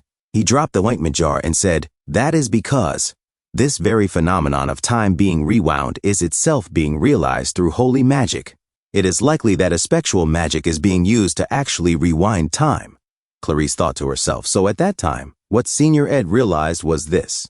Ed continued, the only way to fuel a spell affecting such a wide area would be through a holy magic technique using a god's power as its foundation. Do you see a new hope now? He sparkled with a renewed sense of purpose. Actually, he asked, how many times have you repeated this day? Without warning, Clarice hugged him tightly. Gah! Ed gasped. Clarice cried harder and said, I do not know. I know I was counting at the start, but after 10 times, I just forgot. Ed gently placed his hand on her head and said, You have done well to come this far, Saintess. First, calm yourself, settle your heart, and do not wear yourself out. He thought to himself, whenever people find themselves repeatedly crashing against an insurmountable wall, they always desire the same thing, a new hope. After that, Ed said, Just leave everything to me. We have found the cause, he thought. So running away is no longer the answer. Now, we must remove the source of the problem. I thought it was strange, even back when playing the game. Clarice changed far too quickly after Adele's death. The faithless saint. The way she so suddenly opposed the order in its entirety was to the extent that it was taken as a destruction of her character. But if I think back to it now, it is as if she experienced so much that her personality itself changed. It was impossible to know through the game, but if Clarice had to experience this indescribable hell a countless number of times before learning that the order was behind it, then her shift into the faithless saint makes perfect sense. If so, we can conclude that nothing has changed from the original story. At Nail Hall, considering this, Ed continued and thought, what Clarice must do now is also clear. Even if she runs away from the Holy Lance Dragon, time will turn back, and we cannot eradicate the dragon itself either. Then, Ed Rothtailor said, Please listen closely, Saintess. We will stop the resurrection of the Holy Lance Dragon. First, we must find the Holy Pope and the Archbishop, as they would be capable of this level of holy magic. Saintess Clarice Eknair said, I have asked countless times while repeating this day, but nobody seemed to know where they were. Is that not strange? Given their high status, each and every move of theirs should draw plenty of eyes and ears. Ed Rothtailor replied, Yes. As they pushed through other students, Ed added, It would draw plenty of eyes and ears. The students murmured among themselves, The Saintess and Ed Rothtailor? Taylor glanced at Ed and said, What is with him? Ed thought to himself, were Taylor and Wade in the middle of a spar. The scene in Act 3, Chapter 5, where he awakens his swordsman form and easily takes victory. Wade Callamore hit Taylor in the head and shouted, How dare you look away? Taylor responded, Come on, you look too. Please get off of me, Ed said. No, Saintess Clarice Eknair insisted. Ed thought to himself, Taylor, I guess the story has changed after all. Let us not dwell on unimportant thoughts. He shielded Clarice's head with his arm, thinking, The Holy Lance Dragon will be resurrected soon. As they ran away, Ed thought, what is important right now is finding the Holy Pope and the Archbishop, whose whereabouts were lost at the Mexas Bridge. And the person most likely to know their whereabouts is... Ed said to Lortel Kecheln, "Sell me some information." Lortel Kecheln replied, "Oh my, what a pleasure to see you. Did you happen upon a profitable situation?" Ed thought, all information on Arkan Island passes through Lortel. Lortel grabbed Ed's arm, pressed it against her chest and said, "Well, I will hear you out first, and..." He thought, "And if it is Lortel Kecheln?" Lortel glanced at Clarice and blinked in confusion. Huh? She will be able to maintain her calm demeanor, no matter the situation, Ed thought. "You have been studying new spells day in and day out," Lortel said. "Did you perhaps pick up a hypnosis spell along the way?" Ed looked upward in silent frustration. "Even so," Lortel continued, aiming for the Saintess as much too. "There is someone I need to find right now," Ed interrupted. "I need to find them before the joint combat training, at the latest. I will pay you however much money you ask for." Lortel frowned and said, "Tell me what is going on first." A few moments later, near the Mexis Bridge carriage depot, a servant shouted, "Acting company leader, as you have ordered, I have gathered all the witness information from near the Mexis Bridge." Lortel said, "Now then, shall we discuss the price? I normally charge a high fee, but today I might have to charge extra." She turned to Ed and continued, "First off, because you said it was an emergency, I withdrew from my last spar and accompanied you. And I can understand you, since this is just how you are, Senior. But seeing how the Saintess has changed so suddenly..." From her carriage, Clarice looked on and said, "Senior Ed Rothtailor, I fail to understand what is going on here," Lortel said. Ed asked, "You said you were waiting for your last spar, right? Then, it took us quite a while to come this way, so the joint combat training should be coming to an end soon." "Yes," Lortel replied. "And what about it?" "Lortel," Ed said, "you maintain your calm demeanor no matter the situation, and you excel in making rational judgments and acting accordingly." "Why are you saying this all of a sudden?" she asked. "It is just that, especially in times like these, you shine so brilliantly. As such, no matter what happens, stay calm, and please believe in what I am about to say." "Senior, did you not say you were out of time?" she asked. "That is right," Ed answered. "That is why I am saying this." Lortel stood in shock and remained frozen. Suddenly, the ground shook. Debris struck the ground. The coachman shouted at the horse, "Nay!" Wellbrock's attacks hit the nearby buildings. The coachman screamed in pain, "Gah!" The horse cried out, "Ah!" Ed used his skill to block the falling debris and pulled Lortel tightly into his embrace. He was struck from behind. Lortel gasped, wide-eyed, as she stared at the wings of Wellbrock. Wellbrock stepped forward, the ground trembling beneath each step. It screeched. Rain began to fall. Lortel whispered, "What is going on?" She opened her eyes wide. Ed gently set her down. "Cough," he muttered. "Senior Ed," Lortel cried out. "So, how much?" Ed asked, despite the blow he had taken. "Huff, huff," Lortel panted, then smiled. "Compared to my life, it looks like I will have to pay you back instead." "I do not need anything," Ed said. He took the paper from her. Lortel smirked. "Is that so? What a lucrative deal." According to the 13 witness testimonies, the Holy Pope and Archbishop used a concealment rune and traveled down isolated roads while accompanied by troops. Ed Rothtailor asked, "And their destination?" Lortel Kecheln answered, "The academic cathedral within the faculty building." As he looked at the carriage, Saintess Clarice Ekner punched the door open and shouted, Senior Ed?" She ran out and immediately hugged Ed Rothtailor, crying, "Senior Ed, no, you cannot. Are you okay? What do? You are bleeding." Lortel Kecheln stood there, stunned. Then she exhaled and said, "Phew, quit stammering. Let us get moving. It looks like at least one horse is still barely capable of moving." She took hold of the horse and added, "It is greatly wounded, but it can reach the faculty building." Quite the stroke of luck. Ed Rothtailor stepped into the stirrup and said, "We must hurry." Then he turned to Lortel and said, "Give me the reins." Lortel held the reins tightly and replied, "Even if there is a saddle, having more than 2 people on it would be tough. One of us has to stay behind." Ed Rothtailor said, "The Saintess and I must go."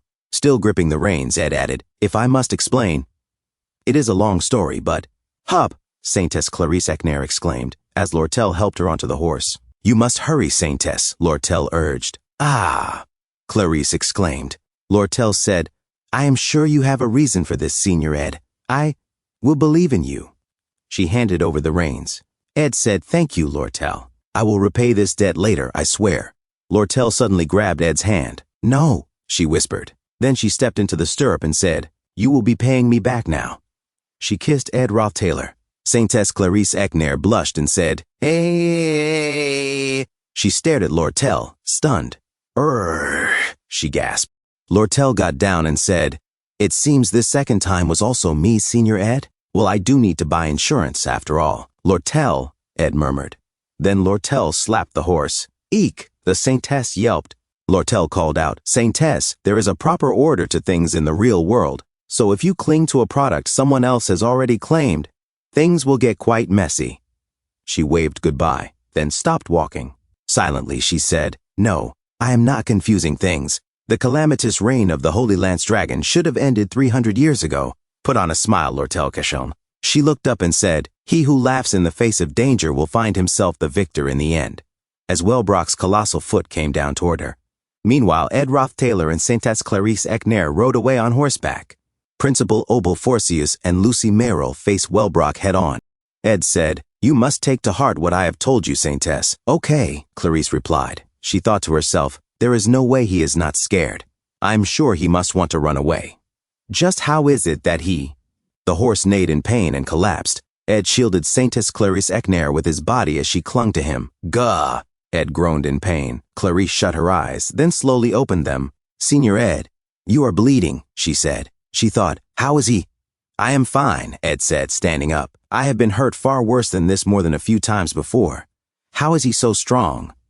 The Saintess thought. "More importantly," Ed said, "the Academy Cathedral."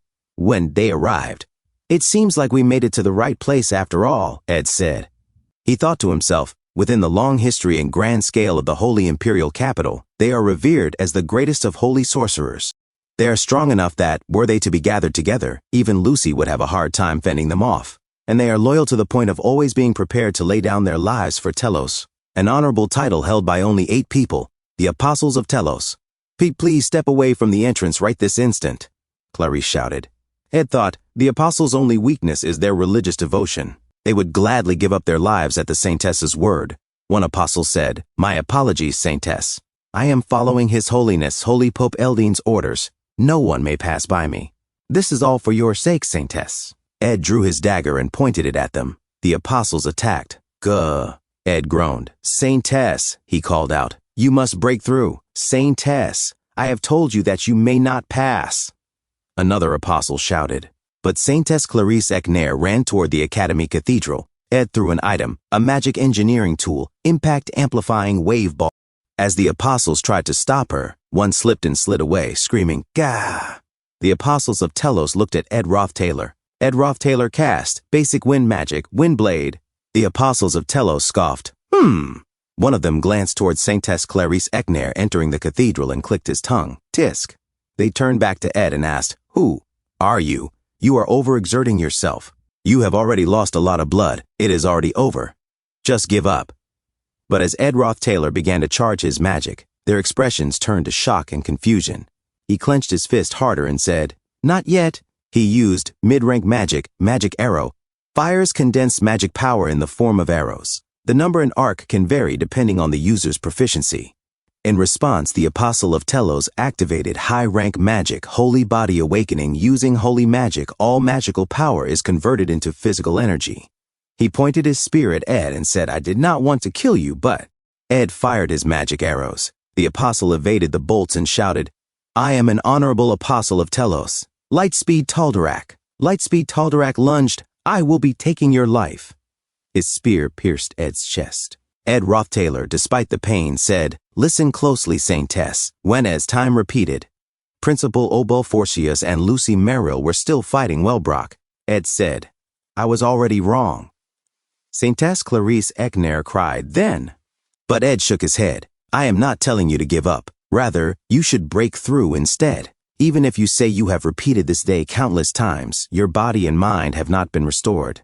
I do not know how long you will be able to hold out, but you must come to a perfect understanding of exactly what is going on. Hold your heart steady and give it your everything." Ed grabbed the hand of Lightspeed Taldarak and said, "And if time were to rewind once more?" He stabbed Taldarak's hand. "Gah!" Taldarak cried out in pain. "How can this be?" Ed said firmly. "Then this time you must finish everything perfectly." Glock's ring lit up. "You dare!" Taldarak roared. Ed replied, "Of course that does not mean I will go down without a fight." Suddenly, Marilda appeared behind Taldarak and lunged in to devour him. Gah! Taldarak screamed as Ed collapsed to the ground. Marilda shouted, "You!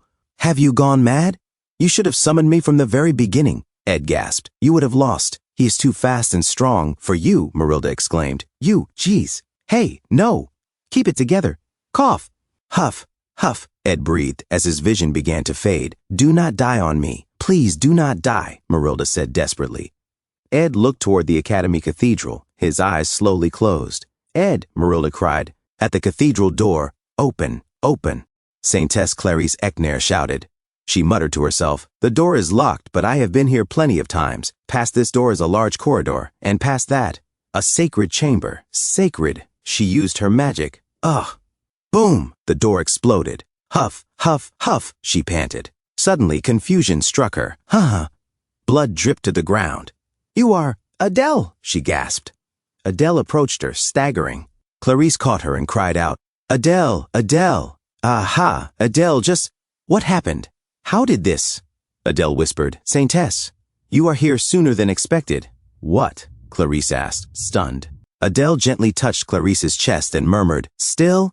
Saintess Clarice Ekner recoiled in shock. "There is no need to come back again," Adele said as she walked forward. Clarice stared at Adele's arm. "That is, a holy blessing?" For that one mark, the holy power of the Archbishop, the 6 bishops, the 8 apostles, and the Holy Pope must be gathered in their entirety. There is only one person who can have this holy blessing inscribed on their body. The Saintess. Clarice's eyes widened. "How? There is not much time left," Adele said. "It will all be over soon. Please wait just a little longer." "What are you talking about?" Clarice shouted. Her arm began to glow. She rushed forward and cried, "Adele!" Adele's body lit up, and then she shone brightly. Suddenly, time rewound again. Ed Rothtaylor said, "Saintess, you asked to speak with me. What did you want to talk about?" "Saintess." Clarice stood up silently. In frustration, she replied, "Yes." She looked at Ed and said, "I will now tell you everything." Meanwhile, Adele remembered, "My first memory is seeing seagulls flying high in the skies above the harbor." She called to some children running nearby. "Stop right there. Do not run. You will get hurt." The children looked at her in confusion. "You could end up tripping over a rock, so watch where you are going carefully," she said. She glanced behind and smiled. "My parents ran away from their homeland to the trade city of Oldek while seeking refuge from the war. However, it did not change much, if anything at all. They were used and scammed, and in the end, they spent their days barely being able to afford even a single piece of bread a day." As a sandwich, cookies, and a bottle of milk were given to Adele, she began to eat the sandwich and said, "Nom." Her father smiled and said, "Adele, your father has something to take care of, so I will be back soon. Just wait here for a bit." Adele replied, "Okay." As her father walked away, he glanced back one last time. The other people nearby continued about their business. He broke into a run and muttered, "Guh," Adele said quietly. "Thank you." She thought to herself, that luxurious sandwich, something I would never have been able to eat normally, strangely enough, tasted like nothing at all. She watched as her father cried while walking away. Adele stood up and said, "Now then, time to go." A nearby child shouted, "Hey, be careful." His friend tripped and cried out in pain. Ah, Adele thought. I had become an orphan. At the Deldaros orphanage, Adele thought to herself, the sole virtue in the trade city of Oldek was faith. This applied even to the children. This orphanage, which received support from the Telos order, was still on the better side. The reason being that because we were considered servants of God, we were allowed to rest when made to pray in the chapel.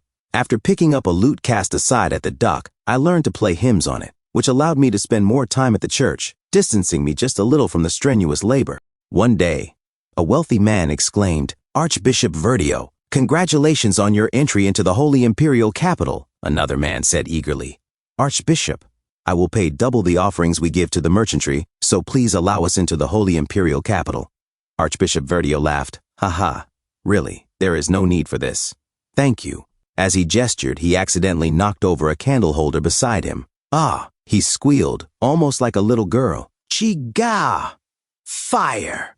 His robe caught fire. The wealthy man panicked. "Archbishop, are you all right?" Adele quickly threw a pail of water at the flames, soaking Verdio. She said calmly, something terrible would have happened had the altar room caught fire. She continued pouring water to fully extinguish the flames. Archbishop Verdio looked at her in shock. "How? Did you know this would happen? Adele, having prepared buckets of water beforehand, replied, I saw it in a dream. I have dreams like this once or twice a month, although I cannot see my own future. Archbishop Verdio gently held Adele's small hands. She was shocked and confused. It is a true honor to have met the vessel that will stand at the top of the order before anyone else, he said softly. O Saintess of Telos. 1. Adele thought to herself. It all happened overnight. I had over a dozen attendants, luxurious meals, and the respect of high-ranking clergymen. I had to pray every day, receive lessons on etiquette, and sacrifice time for sleep to study. It was incomparable to the life of poverty I once lived. I received baptisms thrice, from the Holy Pope, the Archbishop, and the greatest apostle. I carried on the will of the Holy Imperial Capital and bore the Holy Magic's blessing on my body. With the baptisms and the blessing, my holy power grew stronger. Finally, I had completed every procedure except for the baptism of the stigmata, and for the first time, I was able to see my own future. She saw Wellbrock with her own eyes. In another scene, Archbishop Verdio shouted, What do you mean you will give up on being the saintess? What are you saying? Adele calmly replied, Thank you very much for all the care you have given me thus far. I wish to serve Lord Telos through other means, aside from being the saintess. Verdio sighed. Ha! I see. So I cannot convince you after all. He looked back at her and continued. The precognitive ability you possess is a spectral magic. It can twist the providence of time created by Lord Telos. It is because of that instinctive ability that you were selected as the saintess. Verdio's gaze darkened with anger. Your talents are too great. It seems you have finally become able to see your own future. Adele thought. Years passed by. I gave up being the Telos Order's saintess and remained in the Holy Imperial Capital as caretaker of the Holy Flame. I played the lute throughout the night. Whenever I would fall asleep, my future would appear once again before me. Wellbrock's roar echoed in her mind. Gah! Said Archbishop Verdio yelled. The plan has gone awry. If we intend to calm the god-eating Holy Lance Dragon of creation, we must offer the saintess as a sacrifice. Adele thought to herself, I was able to hear many things while I was in the Holy Imperial Capital. The world was coming to peace. This was all thanks to the extraordinarily wise rule of Holy Emperor Clol. However, in a peaceful world, none sought God. As a result, the Holy Pope's influence was reduced. Verdio, who was both a clergyman and a businessman, knew all too well what was needed: fear of ruin and a miracle of God. They would revive the Holy Lance Dragon, which had been sealed on Arkan Island, in order to plant terror in the people's hearts. The order would then show a miracle by subjugating that very disaster. Archbishop Verdio had been searching for a saintess as a sacrifice to seal the Holy Lance Dragon from the very beginning. That sacrifice was me. I believed that by running away I had stopped that future from ever occurring. However, several years later, Saintess Clarice Ekner opens the window and shouted, Adele! Adele thought to herself, she was not as talented as I was at a spectral magic, but she was a young girl with an incredible gift for holy magic. Her countenance and grace, her intelligence and personality. Anyone looking at her would think she was born to be the saintess. Saintess Clarice Ekner sighed deeply. Adele, what do I have to do in order to live a pure life? Adele thought to herself, no, I have to tell her. It was because I ran away that you became the saintess. My struggle to survive will lead to your death. That is why. She looked at Saintess Clarice Ekner and said, I would rather die in the sewers than live as a blank pure white canvas. And she thought to herself, you have to run away. As Adele sang The Green Fogs of the Denkin Swamp, she thought to herself, run away. And she sang more, saying, the golden light from the fields of the golden city of Clolon. And she thought again, run away. Adele continued to sing, the red roofs of the trade city of Oldek, and she said to herself, as long as it is not here, anywhere is fine. She sang, the viridescent light of knowledge from the scholarly lands of Sylvania, and she said to herself, please, run away from me, Clarice. Every night I would sing of freedom and romanticism, hoping that Clarice would run away. However, guilt would stab into my heart every time I saw that girl smile, because I knew that all of this was nothing more than lies and pure hypocrisy. And early one morning, I ran away again. In this way, I became a wandering minstrel. My final destination was this place, Sylvania Academy. As Adele walked wounded, she groaned in pain. Ugh, guh. The students nearby said, hey, are you all right? Adele thought to herself, at first I did not understand the timing of the Holy Lance Dragon's revival. Now, though, I was aware of precisely when and how everything would take place. When I made my way into the chapel, the third apostle of Telos, Taldarak, would speak. Taldarak said to Adele, "Outsiders are forbidden from entering." Adele thought to herself, "Then I would roll up my sleeves and show him." She said aloud, "This is the blessing of holy magic?" Adele thought to herself, "I would take advantage of his surprise to enter the chapel where the apostles of Telos would be waiting in battle formation. And in order to awaken the Holy Lance Dragon, there would be a chest containing a necklace bearing Wellbrock's fang. I would try countless times to convince Verdio and the apostles, but they would not listen to me."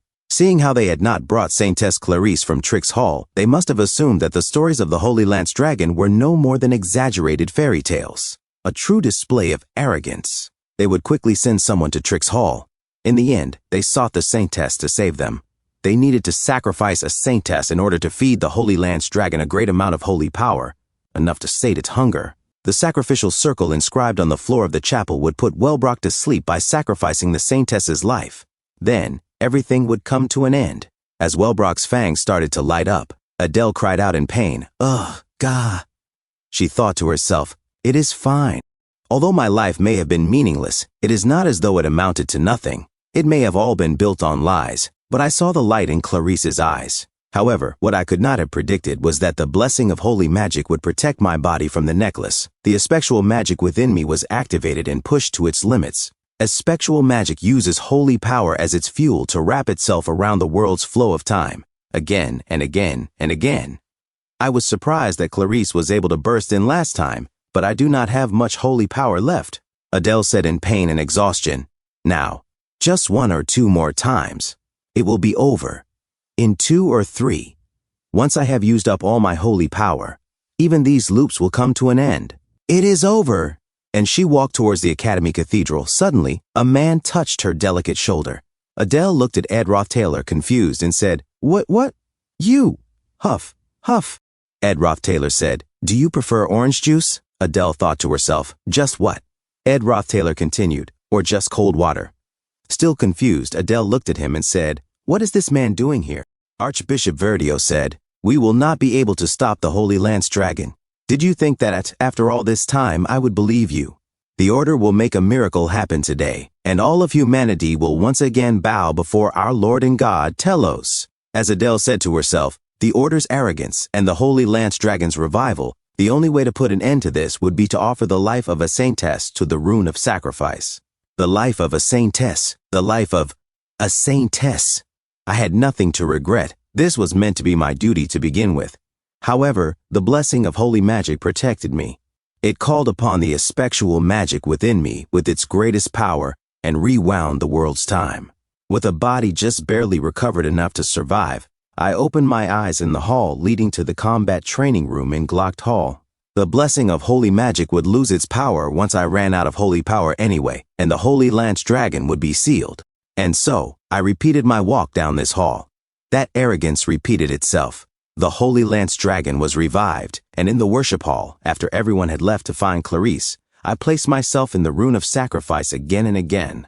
This is my punishment. I should have never passed my duties off to someone else. Thinking about it that way makes it all a bit easier. This will not last forever. There is a limit to holy power, after all. I gave up on convincing Verdio. If it is impossible to stop him. Adele trembles while leaning on the door, and she said to herself, "This time, the moment I enter the cathedral, I will throw myself into the rune of sacrifice without any hesitation. I will stop the revival of the Holy Lance Dragon itself and make sure that none of this comes to pass. I am almost there." Suddenly, Ed Roth-Taylor holds her, and she looks at Ed Roth-Taylor and said to herself, "But why?" Adele said, What, you?" Ed Roth-Taylor said, "I prefer drinking cold water so you can have the orange juice." As Ed Roth-Taylor sat her on the bench, Adele said, "Right now, I need to." Ed Roth-Taylor handed over a cup and said, "Hey, you are going to die soon." Adele was shocked while holding the cup. Adele, in shock, said to herself, "I remember, Ed Roth-Taylor. At the very beginning, he appeared in front of me just once." In the past, Ed Roth-Taylor said to her, "You are going to die soon." Adele said to herself, "The world continued just as it was, but aside from that very first time, he never appeared in front of me." At that time, my reply was, Adele smiled and said, "I know." Ed Roth-Taylor said to himself, "This conversation feels like an old, distant memory. It feels like I have returned to the beginning. Nothing has changed. Ed Roth Taylor said, yeah. And he continued to say to himself, I have to end this conversation and head to the cathedral. I need to bring an end to everything. Ed Roth Taylor said, that is it? Adele said, what? Ed Roth Taylor said, I do not know everything, but you are about to die, and that is all you have to say. Adele said, yes, that is it. What is wrong with that? I need to hurry, and Ed Roth Taylor said, is that really it? Adele said, no, I do not. As Adele said to herself, I have confirmed it countless times through these unending loops. I will die. I had already known that since long ago. Even back then, there was nothing I wanted to say. As Ed Roth Taylor said before, is that it? Adele said to herself, I wonder. I feel like I did have something more to say, but I sang instead, and Clarice smiled for me. Was that not enough? Ed Roth Taylor continued to ask, is that it? Adele, annoyed, shouted, Jake, just stop, leave me alone. As she remembered her last moments with her father holding the expensive sandwich, she said, just leave me. And she said to herself, I wonder if that was it, as she sat alone on the bench, and her father walked away. Adele smiled and said, thank you. Suddenly her vision changed as Ed Roth Taylor asked, is that it? Adele was shocked. As she looked at her father again, she cried and said to herself, I wonder if it really was. What I wanted to say as I watched my hesitant father's back was not thank you. I wanted to scream for him to stay with me. At the end of these countless lies, Adele trembled and said, I am scared. I do not want to die. As tears flowed into her cup, she said to herself, as if a dam had broken, the truth came flooding out. Ed Roth Taylor said, phew, as Ed Roth Taylor took a sip of his water from a bottle, and he placed it on the bench and said, phew, jeez. While Adele continued to cry and tremble, Ed Roth Taylor stood up and said, you sure had a hard time saying something so obvious. As he rolled up his sleeves, Ed Roth Taylor said, tell me everything you know. Let us bring an end to this. A few moments later, Saintess Clarice said, I will now tell you everything. Saintess Clarice said to herself, after listening to my story, Senior Ed decided to move separately from me. He decided to go looking for Adele, while I headed to the cathedral. As Tal'Darak came out of the cathedral, he said, Saintess, were you not waiting at the Trix Hall? What? Why are you here? Saintess Clarice said to herself, I need to focus. And she said, move aside, Tal'Darak. As she passed him, Saintess Clarice said to herself this time, I will finally learn the whole story. Suddenly, she opens the door of the cathedral and said, stop everything you are doing right now. Holy Pope Eldine, Apostles of Telos, and Archbishop Verdio. Archbishop Verdio said, Saintess Clarice? Saintess Clarice said, Archbishop Verdio, I believed you to be an innocent believer who put the Holy Imperial Capital above all else. Archbishop Verdio said, that is correct. I live only for the sake of the Holy Imperial Capital. Our righteous Lord is always with us above the heavens. But the ignorant populace will never believe that if we do not show them anything. Saintess Clarice said, that is why you want to kill the Holy Lance Dragon and spread that grace. Archbishop Verdio said it will not take long. Saintess Clarice said all of you are underestimating the Holy Lance Dragon. At least consider the possibility of fail. She was shocked and confused as she said no. From the very beginning, you intended to use my life as insurance. Archbishop Verdio leans closer to her and said it is merely insurance, something that would only come to pass if things do not end well. Outside, Ed Roth Taylor pulls Adele and said, yes, the truth is not exactly pleasant. Ed Roth Taylor said to himself, to put it briefly, for a long time now, the order has been facing declining finances. So that is why the Archbishop revived the Holy Lance Dragon? So that they could make a show of taking it down and strengthen the people's faith and the order's power. Adele said, Archbishop Verdio, I was like this even as a normal priest. Growing the congregation and enriching the Holy Imperial Capital storehouses, that is how the Archbishop proves his faith. Ed Roth Taylor said, did you try to persuade the Archbishop? Adele said, as someone who ran away from the Holy Imperial Capital, I have lost all trust.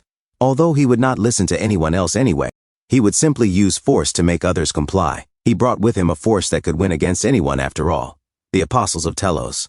They are the greatest armed forces in the Holy Imperial Capital, capable of fending off even an army. Archbishop Verdio said, my apologies, Saintess. It will not take very long, so I would like for you to stay asleep for a while. Adele said, considering their strength, there is nothing that can be done. As she closed her eyes, suddenly she realized and shouted, Ed Roth Taylor carries her and said, force? Force alone is not a major concern. Adele said, what do you mean? As the cathedral was shit by high-rank electricity magic, divine punishment. From above the stained glass shatters, as Archbishop Verdio was shocked, he looks back and said, "Who is that? Just who could? Do you not fear the Lord, Telos?" Lucy Merrill said without flinching, as a mage of Telos falls to the ground. "Nope." Another said in pain, struggling to get free from the magic of Lucy Merrill. Guh. Lucy Merrill magically landed inside the cathedral and said, "I am," and she looks at Archbishop Verdio and continues to say with her electrifying magic, "An atheist? I do not believe in a god, but I do believe that those who have sinned deserve to be punished for it." Archbishop Verdio said, "What? What do you mean by sin?" As another apostle of Telos was thrown to the wall, Lucy Merrill said, "It is engraved in both your temple and your laws, arrogance." As she charges her power towards Archbishop Verdio, Archbishop Verdio said, "Just what are you doing? You have turned away from the grace of our Lord Telos." As apostle of Telos, 6th seat, Lenos shoots his arrows, while apostle of Telos, 2nd seat, Reuben charges at Lucy Merrill. Lucy Merrill silently looks at them as Archbishop Verdio shouted, "As Telos wills," while Lucy Merrill casually stands and waits for the attacks of Reuben and Lenos. Lucy Merrill snaps her fingers and a barrier blocks the arrows of Lenos and electrifies Reuben from behind. Taldarak said, "How dare you taint this chapel?" As Lucy Merrill looks behind, "I am the 3rd seat, the Lightspeed Apostle, Taldarak." Taldarak cracks his voice while saying, "I will be your end," as he charges his spear towards Lucy Merrill. Lucy Merrill said to herself, this was not a matter of speed, and she used her skill, high-rank spatial magic, spatial leap. Lucy Merrill said to herself, but of space itself, as she teleported behind Taldarak, as Lucy Merrill flicks her fingers, and Taldarak was hit by the powerful thunder of Lucy Merrill, and he said in pain like a little girl, "Gah!" Archbishop Verdio said to himself, "The apostles of Telos are each individually hailed as being some of the strongest people in the nation, and yet, even though there are 6 of them, how is this?" No, more importantly, how did she know to attack this place? In order to raise the authority of the order, we plan to revive the Holy Lance Dragon and strike it down. The stage on which this was set happened to be where the students would be, Arkan Island. We could not afford any part of this plan leaking. Regardless, the plan has failed. So if that is the case, Archbishop Verdio said to the Pope, "We must secure a path of retreat. Our priority is protecting His Holiness, Holy Pope Eldine." Lucy Merrill stepped forward, her voice cold and unwavering. "Running away?" she echoed, sparks crackling from her fingertips. As she used her chronistic aspectual magic, "Time prison," Archbishop Verdio squeaked like a girl, saying, "Eek, Brother Taldarak." Brother Taldarak suddenly shouted from the rubble, "All of this is for the sake of our Lord Telos." He covered for Archbishop Verdio, who was running away. Archbishop Verdio looked behind and said, "Brother Cleve, we must take the Saintess." Cleve took Saintess Clarice and said, "Please pardon me, Saintess." "Ah, what are you doing? Unhand me." Archbishop Verdio muttered to himself, "We must bring the necklace, which is physical evidence, and the witness, the Saintess, with us. If we pressure the Academy using the Holy Pope's authority, then regardless of what that student says, they will be ignored." High-rank electric magic. Lucy Merrill used her skill, divine punishment. Cleve planted his shield on the ground and blocked Lucy Merrill's magic. He shouted like a little boy with a cracking voice, "Gah! Please escape." Lenos carried the Pope away, shouting, "Everyone, escape from here and gather at the agreed-upon location." Cleve carried Saintess Clarice. Archbishop Verdio declared, "Regardless of what may come, the order will be victorious." Lucy Merrill gritted her teeth and muttered, "Tisk, how annoying." The Lady Apostle cried, "Archbishop Verdio, even if we escape like this, we will soon be caught." Archbishop Verdio replied, "It is fine. Even if it is only for a moment, we will destroy the evidence and retrieve the Saintess, and once we inform the Academy of this act of violence, then—" Suddenly, Ed Rothtaylor said, "Ignition." He used his skill, basic magic ignition. The Lady Apostle burned her wings and screamed in pain, "Gah! Gah, how could mere basic magic be so powerful?" Suddenly, Ed Rothtaylor's dagger approached her quickly. She swung her spear and deflected the dagger. Ed Rothtaylor used another skill, spirit formula, explosion. The cathedral exploded. A student from a distance said, "What is going on? Is that not where the Academy Chapel is?" Archbishop Verdio ran away while the Lady Apostle lay burnt to a crisp on the ground. Ed Rothtaylor shouted, "Follow me, Mug." Mug responded, "Yes, young Master Ed." Archbishop Verdio muttered to himself, he predicted our retreat and was lying in wait. Is he working together with that witch hat-wearing brat? He used a skill at Ed Rothtailor, Holy Spell. Mug took the hit and said, "Gah, my apologies, young Master Ed." Archbishop Verdio continued running while Ed Rothtailor stopped. A few moments later, in the forest, Archbishop Verdio panted while running. "Ha, ha," he said to himself, "I have lost them. Now, if I hide together with the evidence, the necklace, then it will all be over. Nobody will be able to find me within this dense forest." This dense forest. Ed Rothtailor caught up to Archbishop Verdio. Ed Rothtailor said, "The necklace, hand it over." He pulled Archbishop Verdio by the hair and threw him off balance. They tumbled from rock to rock as Ed Rothtailor tried to take the box from him. Archbishop Verdio gasped, "Seeing that you are aware of the necklace, it looks like you know everything. You sent that mage too, did you not? But now it is over." Ed Rothtailor kicked Archbishop Verdio in the knee. Archbishop Verdio was shocked and confused. Ed Rothtailor grabbed his neck. Archbishop Verdio shot holy magic at him, but Ed narrowly avoided it, just an inch from his face. Ed Rothtailor stabbed Archbishop Verdio. Archbishop Verdio screamed in a high-pitched voice like a girl, "Gah, gah, grrr." He hugged the box tightly. Ed Rothtailor shouted in anger, "Hand it over!" He remembered what Adele had said. Archbishop Verdio is strong. Even without the apostles of Telos at his side, he will not be easy to subdue. Ed Rothtailor muttered, "I see."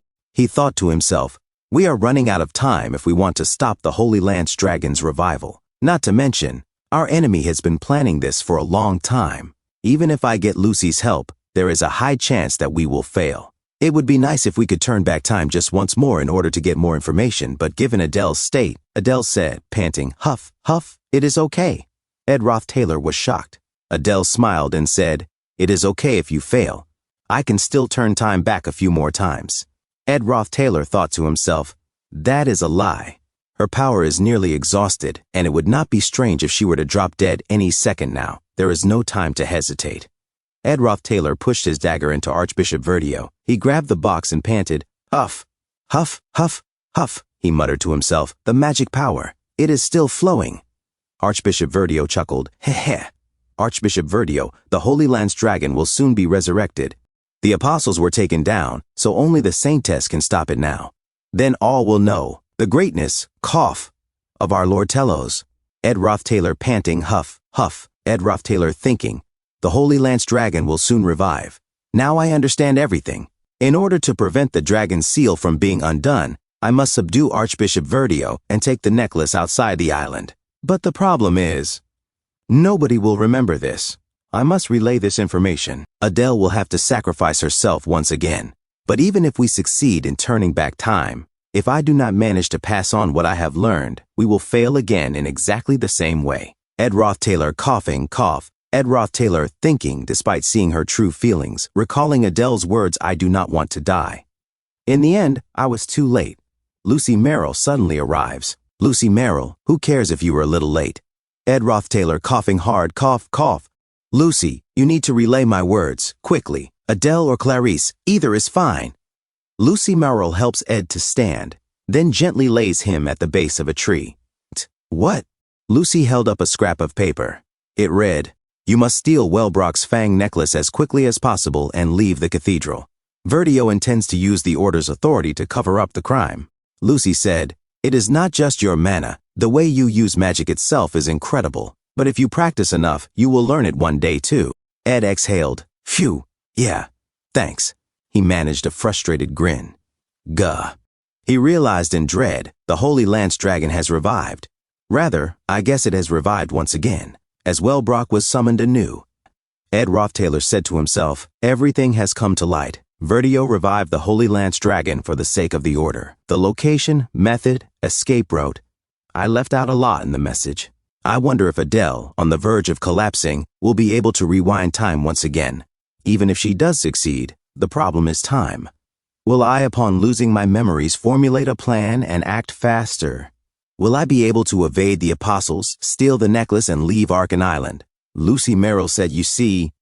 Ed Rothtailor looks at Lucy Merrill confused. Lucy Merrill said, "I made a promise to the old man. I promised that if the academy were ever in great danger, I would protect it at least once." Ed Rothtailor said, "Yeah, I know. You told me last time." Lucy Merrill said, "Yeah. That is why, even if time were rewound again and again, I think I would have faced down that dragon each and every time, without fail." I think you did too. Ed Roth-Taylor said, yeah. Lucy Merrill said, I came to this academy to keep my final promise to the old man. But maybe I was here, waiting for this. Now I am done with this tiresome waiting. However, if time is rewound once more, then stopping it would be pointless. As she puts down her magic hat. Ed Roth-Taylor said so? Lucy Merrill hugs Ed Roth-Taylor and said, then I would rather die in your arms. I am sure we will forget all this either way. This memory will be forever lost. Ed Roth-Taylor said, I guess. So, as scales rain down at Ed Roth-Taylor and Lucy Merrill, while Lucy Merrill puts up her barrier, Lucy Merrill said, then there is something I want to say, something I could never find the right time to say. Ed Roth-Taylor said to himself, her thick walls are collapsing. It is embarrassing, but not very romantic. This very moment itself tells me everything I need to know. It may be that Lucy would never be able to say these words to Ed otherwise. Lucy Merrill cries and said, I cannot live without you, so please, do not go away. As Ed Roth-Taylor gently touched Lucy Merrill's head, Ed Roth-Taylor said that was not even a particularly difficult request. As Wellbrock shouted, Grah! Ed Roth-Taylor said to himself, it began to rain. Neither of them put up any resistance. They did not cry out in pain, nor did they let out even a single groan. They simply felt each other's warmth. A long time later, the rain came to an end, and the two lay there just the same, in each other's arms. A few moments later, as Lucy Merrill's magic hat was torn, a bright light emits. In a different scene, Adele drops her mandolin, and she said in pain, cough, gah, cough. Adele said to herself, my holy power has bottomed out. I can no longer affect the flow of time, and I can no longer peer into the future. I can finally die. In the end, I was not able to stop the Holy Lance Dragon's revival. That I was able to meet Clarice one last time was painful, but it still made me happy. It is a shame she was not smiling. Even if it were a lie, it would have been nice if I had been able to sing for her. On the other hand, my encounter with Ed Roth-Taylor was awful. The slightest flicker of the desire to survive destroyed all my resolve. However, this intense agony, in this state where I could die at any second, cough, is what reminds me so naturally of what it is I must do. Move. I must stop the Holy Lance Dragon's revival and make it so that it never happened. I must die according to my predestined fate. I have confirmed what Ed Roth-Taylor's plan is and how it comes to an end. But the plan is impossible. First, Clarice needs time to convince him, given that he would have lost his memories. While he is formulating a plan, the entire morning would go by. He must then acquire the necessary forces to take on the apostles of Telos, and mobilizing them would also take time. However fast he may be, he would likely reach the cathedral around dusk. However, Archbishop Verdio's plans will already be unfolding. Magic power will have already been injected into the necklace, and the Holy Lance Dragon's revival would only be a matter of time. The sun has begun its descent, and the shadows have grown longer.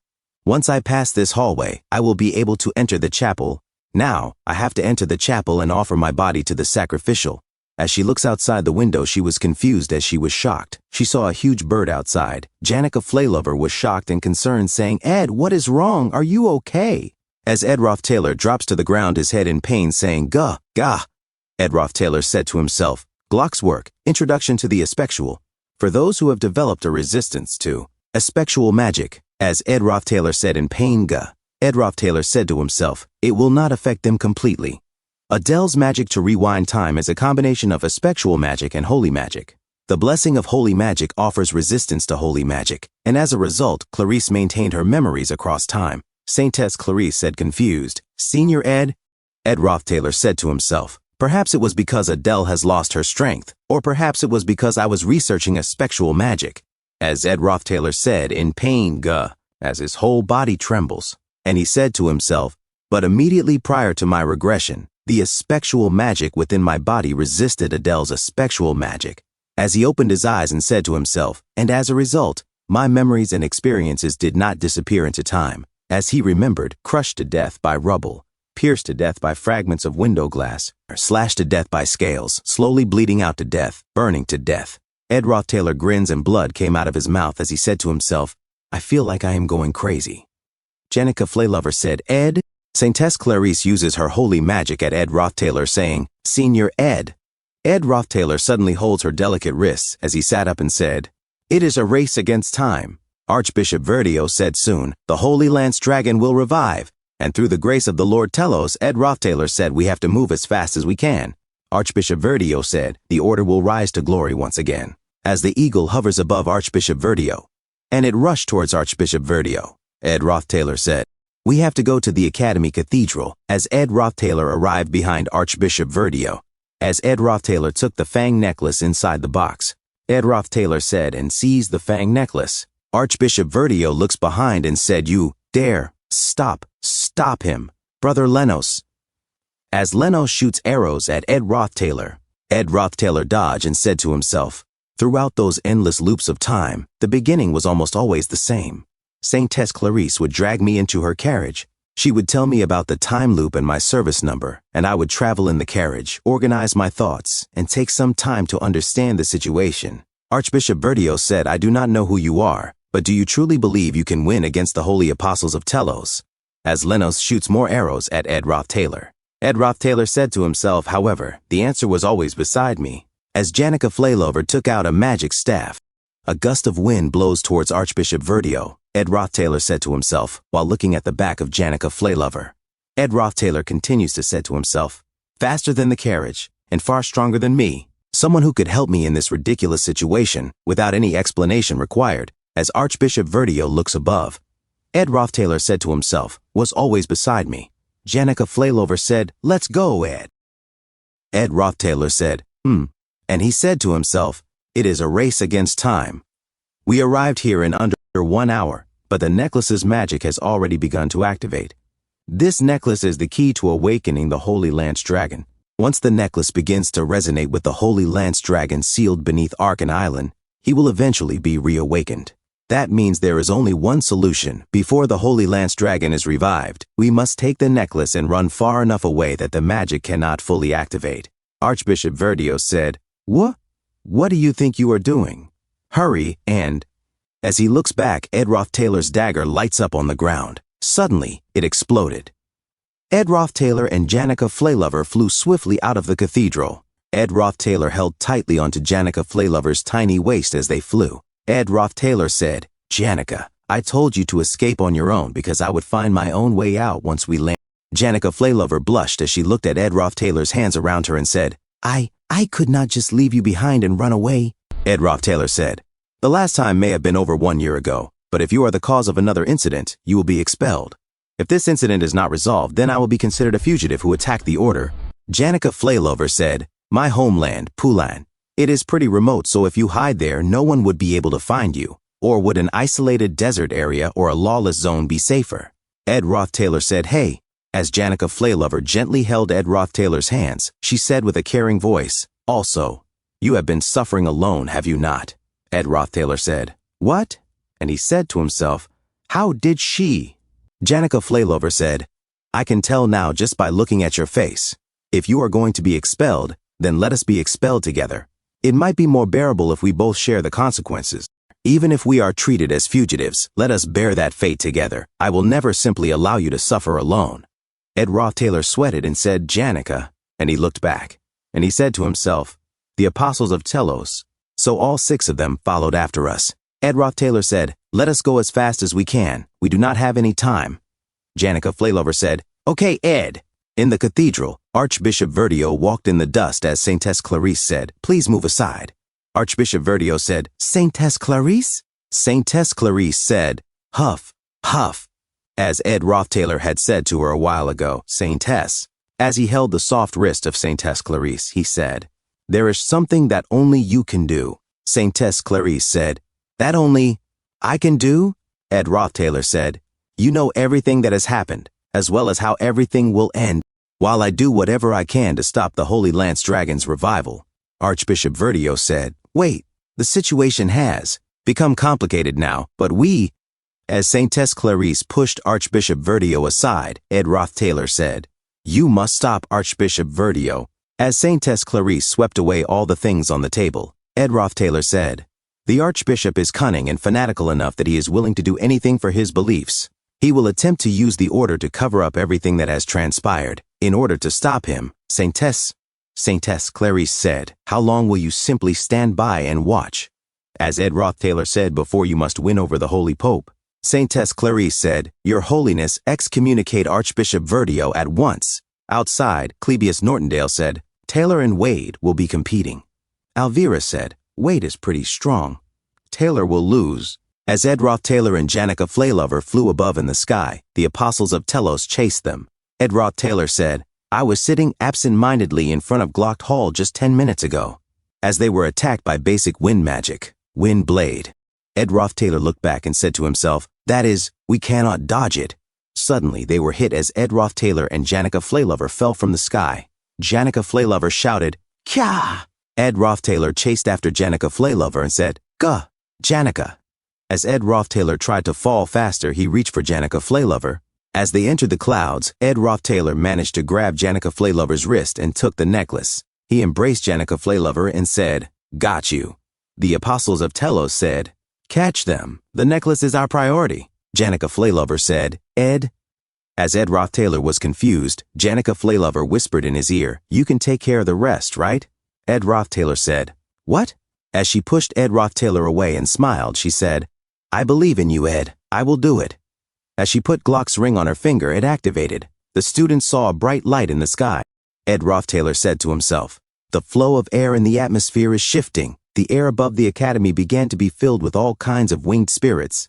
Taldarak said, This is, Ed Roth Taylor said to himself. However, among them was a single spirit that stood out from the rest. Despite it being a clear sunny day, the people below were denied the light of the sun. As Alvira said, What is that? Clebius Nortondale said, Come on, what is it now?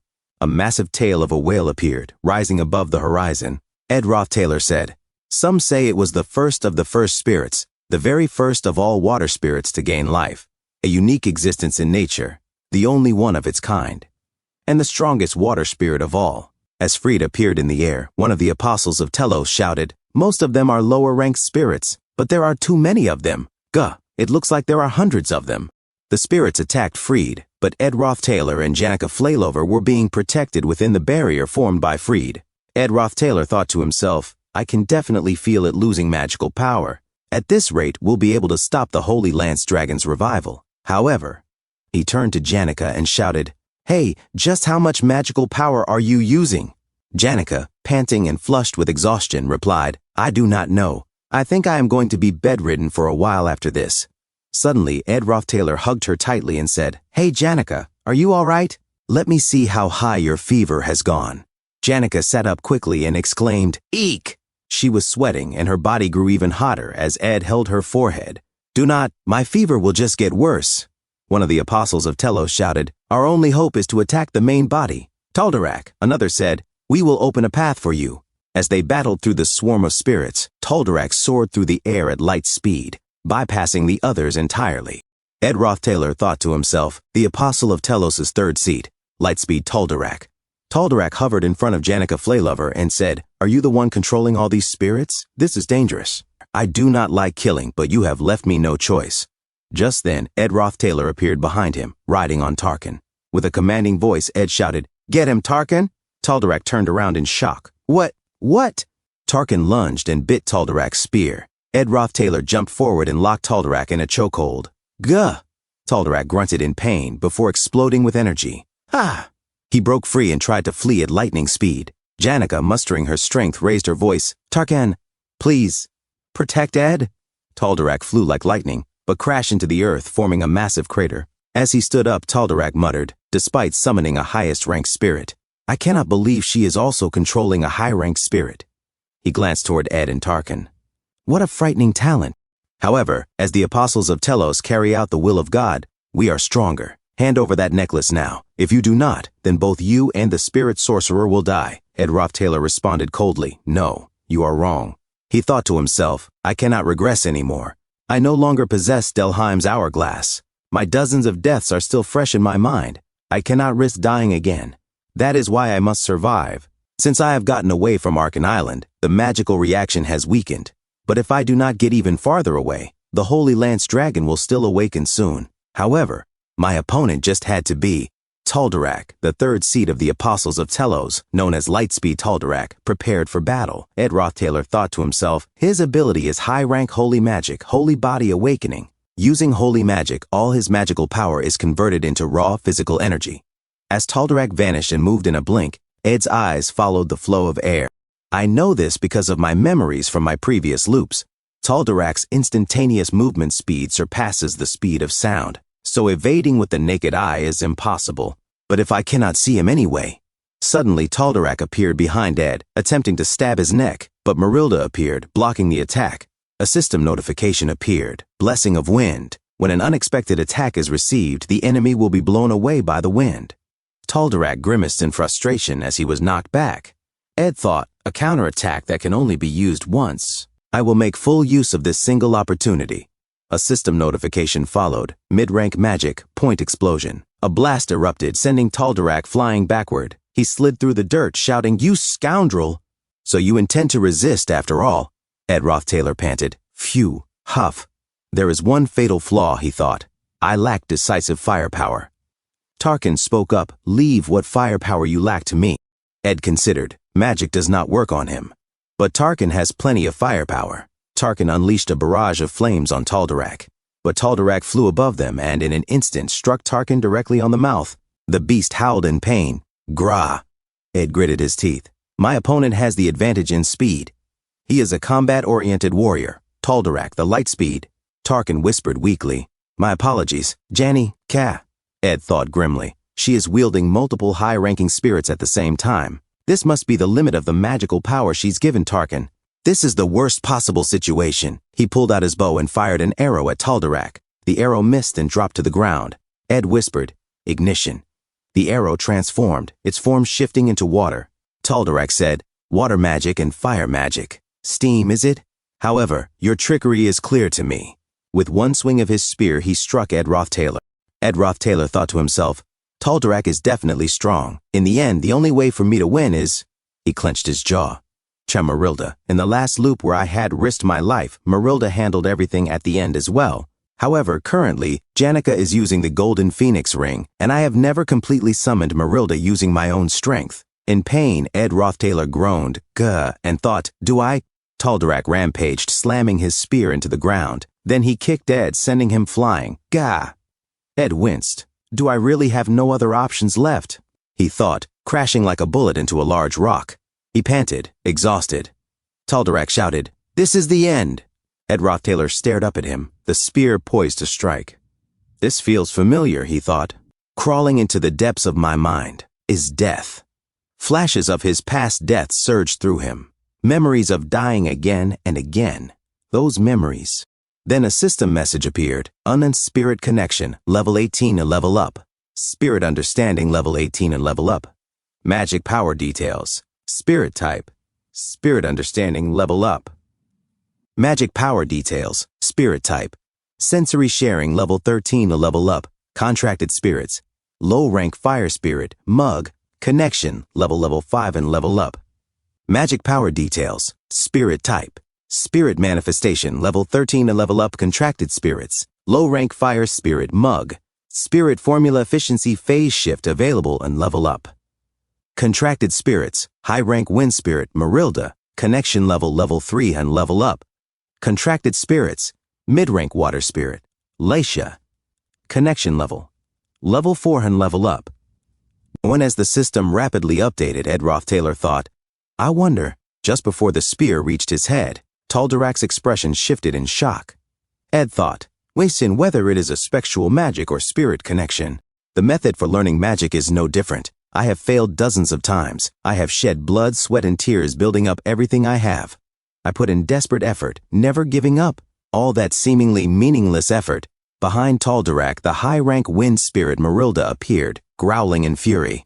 Ed Rothtailor continued, Complete Manifestation, also known as...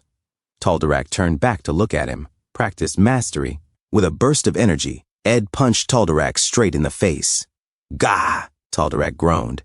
Ed thought, you cannot succeed on your first try. You do not even know if it will ever work out. But even then, so what? As Taldarak charged his spear in frustration, Mug suddenly appeared. Have things ever been any different? Ed thought. Mug deflected Taldarak's spear. Everyone has their own reasons to struggle and survive. All for the sake of keeping your body in one piece. The world is full of people that live like that. Ed raised his arrow and stabbed Taldarak in the chest. Gah! Taldarak trembled, groaning, Gah!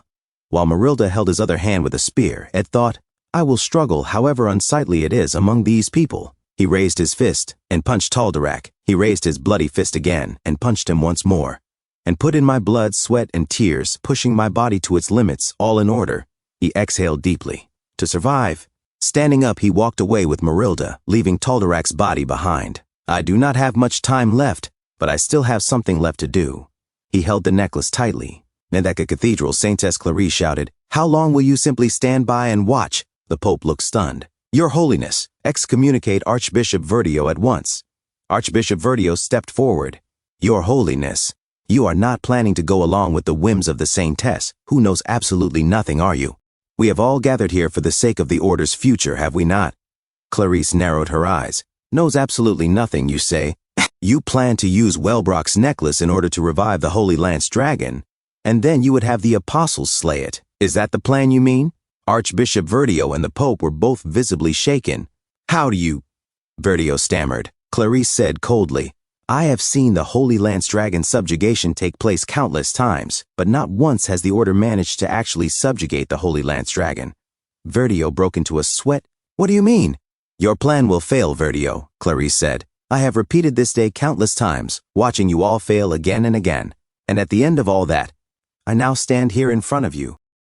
Archbishop Verdio said, "Surely, you do not believe the words of the Saintess, who knows nothing, yes. We are here for the future of the Order." Saintess Clarice replied, "Who knows nothing, you say?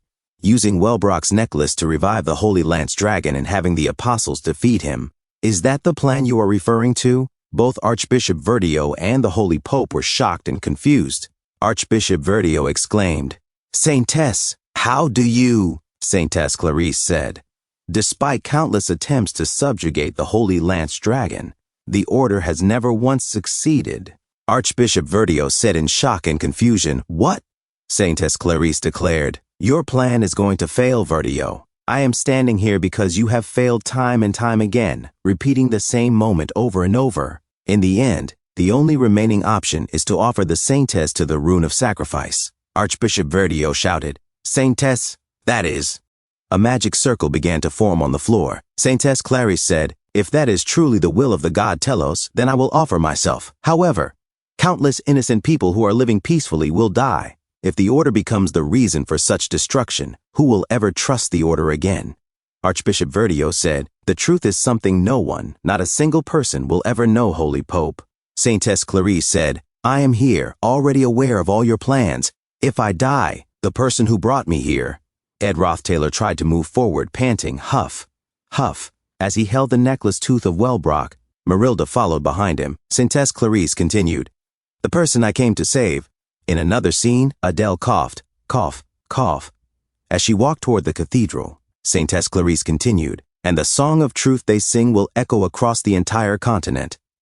And it is not just me. The entire world will come to distrust the Order. Those people are likely still within Arkan Island." The Saintess who distrusts the Order, Archbishop Verdio said, could use the authority of the Holy Pope right away. The Holy Pope said, "The authority of the Holy Pope? For decades, I have remained the Holy Pope, unable to choose between doctrine and reality, a pathetic coward. Whenever someone with conviction stepped forward, I, a pitiful, old man, simply followed behind, as I have done for so long. Now, I place the future of the Order in the hands of someone with greater conviction. Saintess, as you now shine with the brightest light of faith in the Order, I will follow your will." He looked at Saintess Clarice. Saintess Clarice suddenly looked sharply at Archbishop Verdio and said, "Your plan never succeeded, not even once. This time is not any different. In the name of the Holy Pope Eldine, the most devout servant of the god Telos, and I, Saintess Clarice, I hereby excommunicate you, Archbishop Verdio." Suddenly, Saintess Clarice was shocked as Archbishop Verdio laughed. "Cuckoo, cuckoo, do you think that will change anything?" Suddenly, he grabbed the wrist of Saintess Clarice and pulled her away. Saintess Clarice exclaimed, "What are you doing, Verdio?" Archbishop Verdio said, "If you, the Saintess, merely refuse to enter the rune, then no one can stop the revival of the Holy Lance Dragon. Though that boy ran off with the necklace, the Apostles are already pursuing him. Even if he manages to shake them off, how far do you think he will get in that condition?" Ed Rothtailor said, "It is not over yet, at this rate," as he held the necklace. Archbishop Verdio said, "The Holy Lance Dragon will be revived soon." Saintess Clarice said, No, it will not go the way you want it to. As she took her hands off Archbishop Verdio, she said, because the person who grabbed my arm and ran with me is far stronger. She used her holy powers on Archbishop Verdio and continued, then someone like you. She blasted Archbishop Verdio away using holy magic divine power discharge, which nullifies most magic effects and deals physical damage to the opponent. She then fell to her knees and panted, ha, ha. Archbishop Verdio said, did the god Telos not say that the saintess must live a life of only following the pure white light? Why have you become so colorful? Saintess Clarice replied, panting, ha, ha, because I am the saintess. And a student, I have learned that even a beam of light that looks like pure white at first glance has strands of red, gold, turquoise, blue, and violet lights. Lucy Merrill arrived and looked at Ed Roth Taylor. Ed Roth Taylor handed over the necklace to Lucy Merrill. She flew away with lightning speed and disappeared into the sky. Saintess Clarice said, light becomes pure white when all of them are gathered together. A system notification said, Episode 3, The Failed Swordsman of Sylvania's Second Joint Combat Training. Now that he is an upperclassman, the protagonist Taylor faces off against the first years, but their resistance is formidable. Everyone wants to defeat their senior to earn good grades. His opponents are not easy. This is all because in the early scenario, for certain reasons, none of the first years joined Class A. And so, the scenario continues. Taylor defeats Claude, his final opponent and the top student of the Faculty of Alchemy. However, Claude refuses to accept defeat and drinks the evil god's blood, a forbidden potion. As the mid-boss of the chapter, a system notification said, Claude, alchemist of calamity empowered by the magic of the evil god Mebular. He unleashes all sorts of black magic. An endless string of trials. As the episode nears its end, the protagonist has already faced off against numerous enemies and can barely stand. Ed Roth Taylor fell to the ground. He trembled as he tried to stand up, and he said to himself, even so, the scenario continues. Taylor glowed with powerful golden energy. He then attacked Claude, delivering multiple slashes. Claude was shocked. A system notification appeared. Elemental/Taylor rampaged. Ed Roth Taylor said to himself, Taylor's elemental slash can now cut through all elements, even darkness itself. From afar, Taylor's attack caused a huge explosion at the academy. Meanwhile, Ed Roth Taylor walked silently.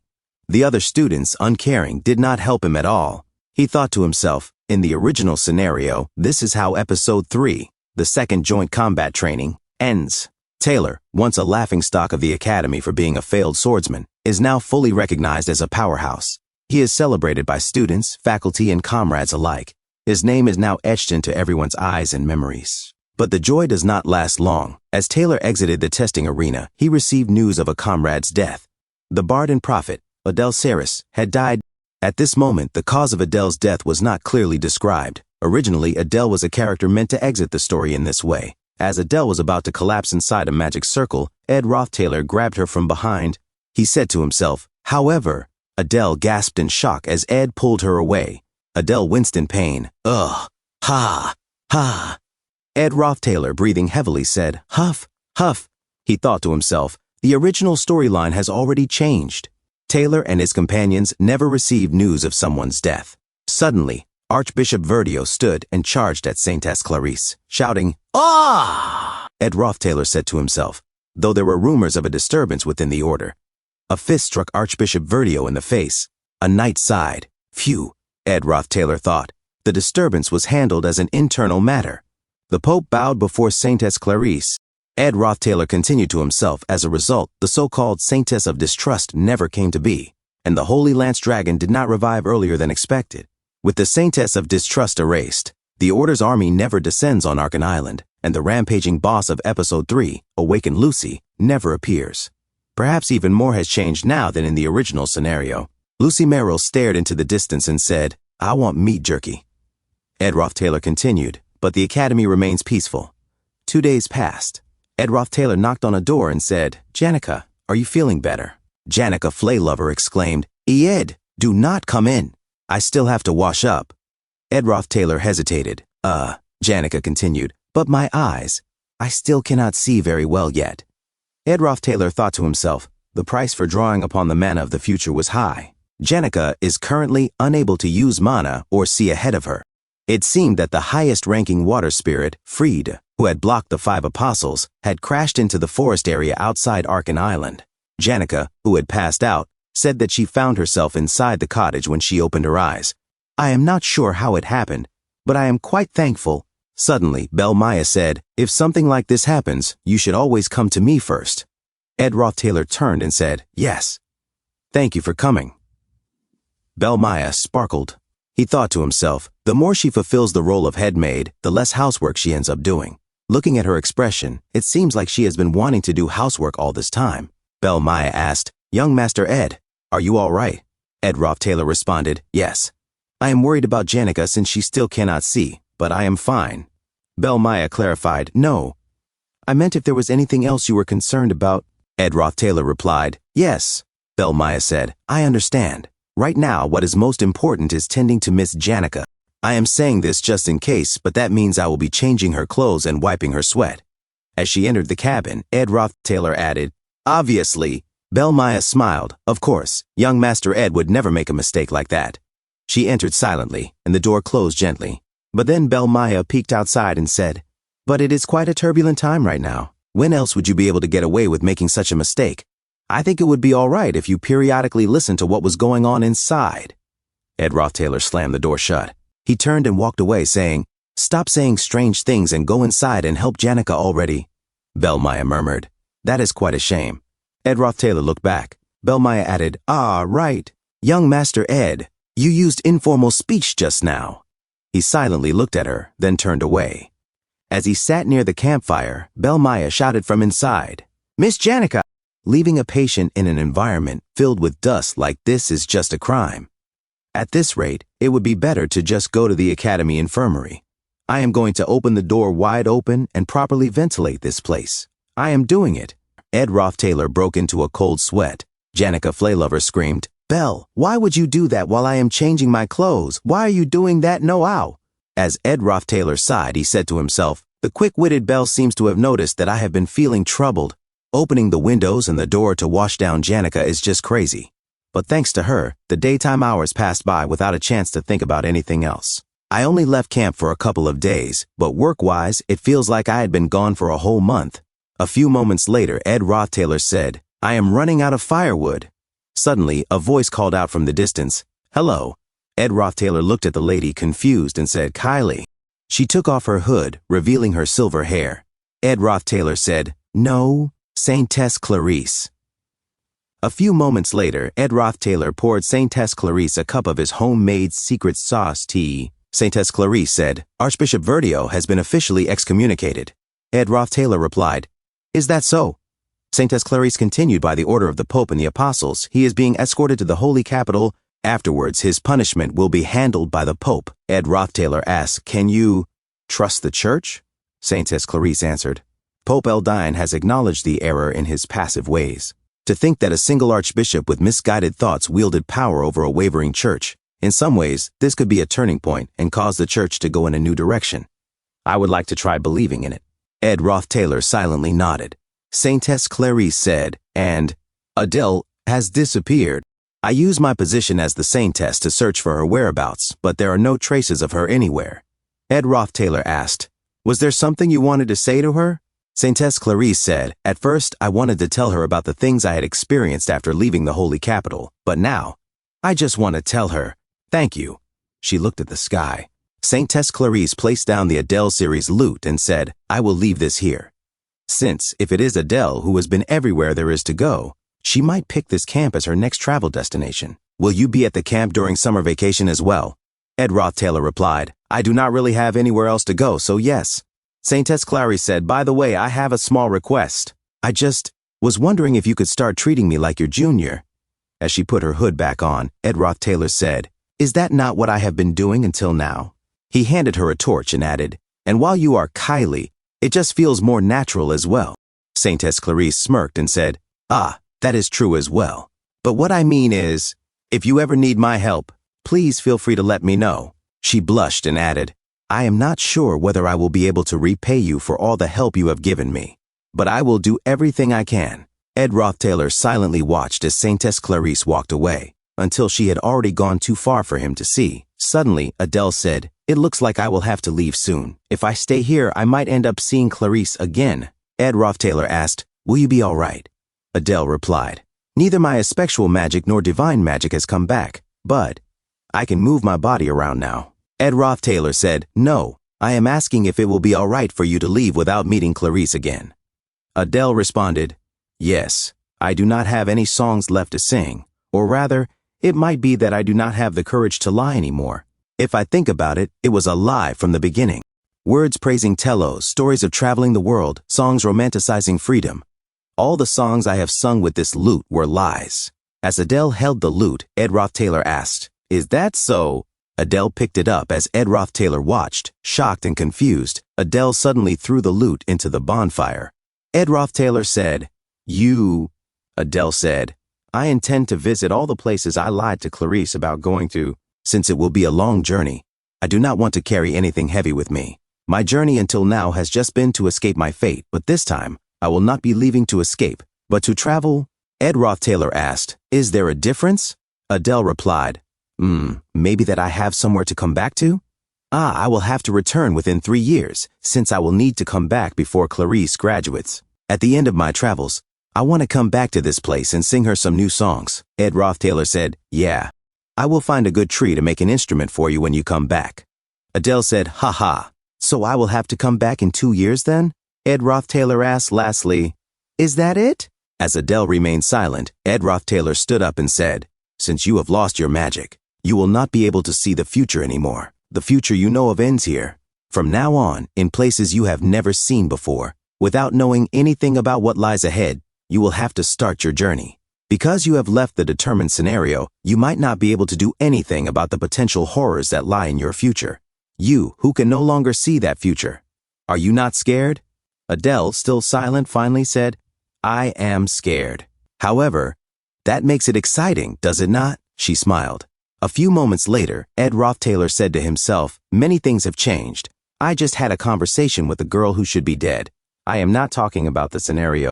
A crossroads created by the limit of time. Whether I should get farther from Arkan Island to stop the revival of the Holy Lance Dragon, or whether I should go back to save Adele. In that moment, I chose to stop the dragon's revival. No, I chose to sacrifice Adele. If Adele's divine power had gotten weaker, or if Lucy had not retained her memories like I did, I would have abandoned Adele for the sake of my own survival. That is the kind of person I am. As Ed Rothtailor remembered his time in the military, holding a fully loaded M4 rifle entering a room, he broke into a sweat in shock as he looked at his comrades and said to himself, using the excuse of survival as a shield, compassion or a sense of duty, as he saw the last breath of his comrade, Ed Rothtailor ran away while evading the bullets, thinking, camaraderie or friendship, I am a person that can throw that all away. As his tears burst forth while leaving his comrades behind, Ed Rothtailor silently looked at the smoke from the extinguished campfire and lowered his head. Suddenly, Janica Flaylover came out of her cabin. Fireflies followed her, making her look like a fairy. Ed Rothtailor said to himself, before I knew it, I came face to face with summer vacation. Until now, many things have changed. Ed Rothtailor, who should not exist at the academy, has become a top student. The boss of the first act, Janica, is by my side, and the boss of the third act, Lucy, has disappeared. But despite all that, there are things that have not changed. As Ed Rothtailor and Janica Flaylover looked at the sky in front of the campfire, Ed Rothtailor said to himself, whether it is altering the determined history or whether it is turning a blind eye to someone's sacrifice, somehow I have survived. Thank you so much for watching. That's all for now. If you enjoyed this video, please give it a thumbs up and consider subscribing to help me grow my channel. Your support means the world to me. Don't forget to leave a comment below. I love hearing from you. Let's keep the conversation going and get those analytics buzzing. Until next time, take care.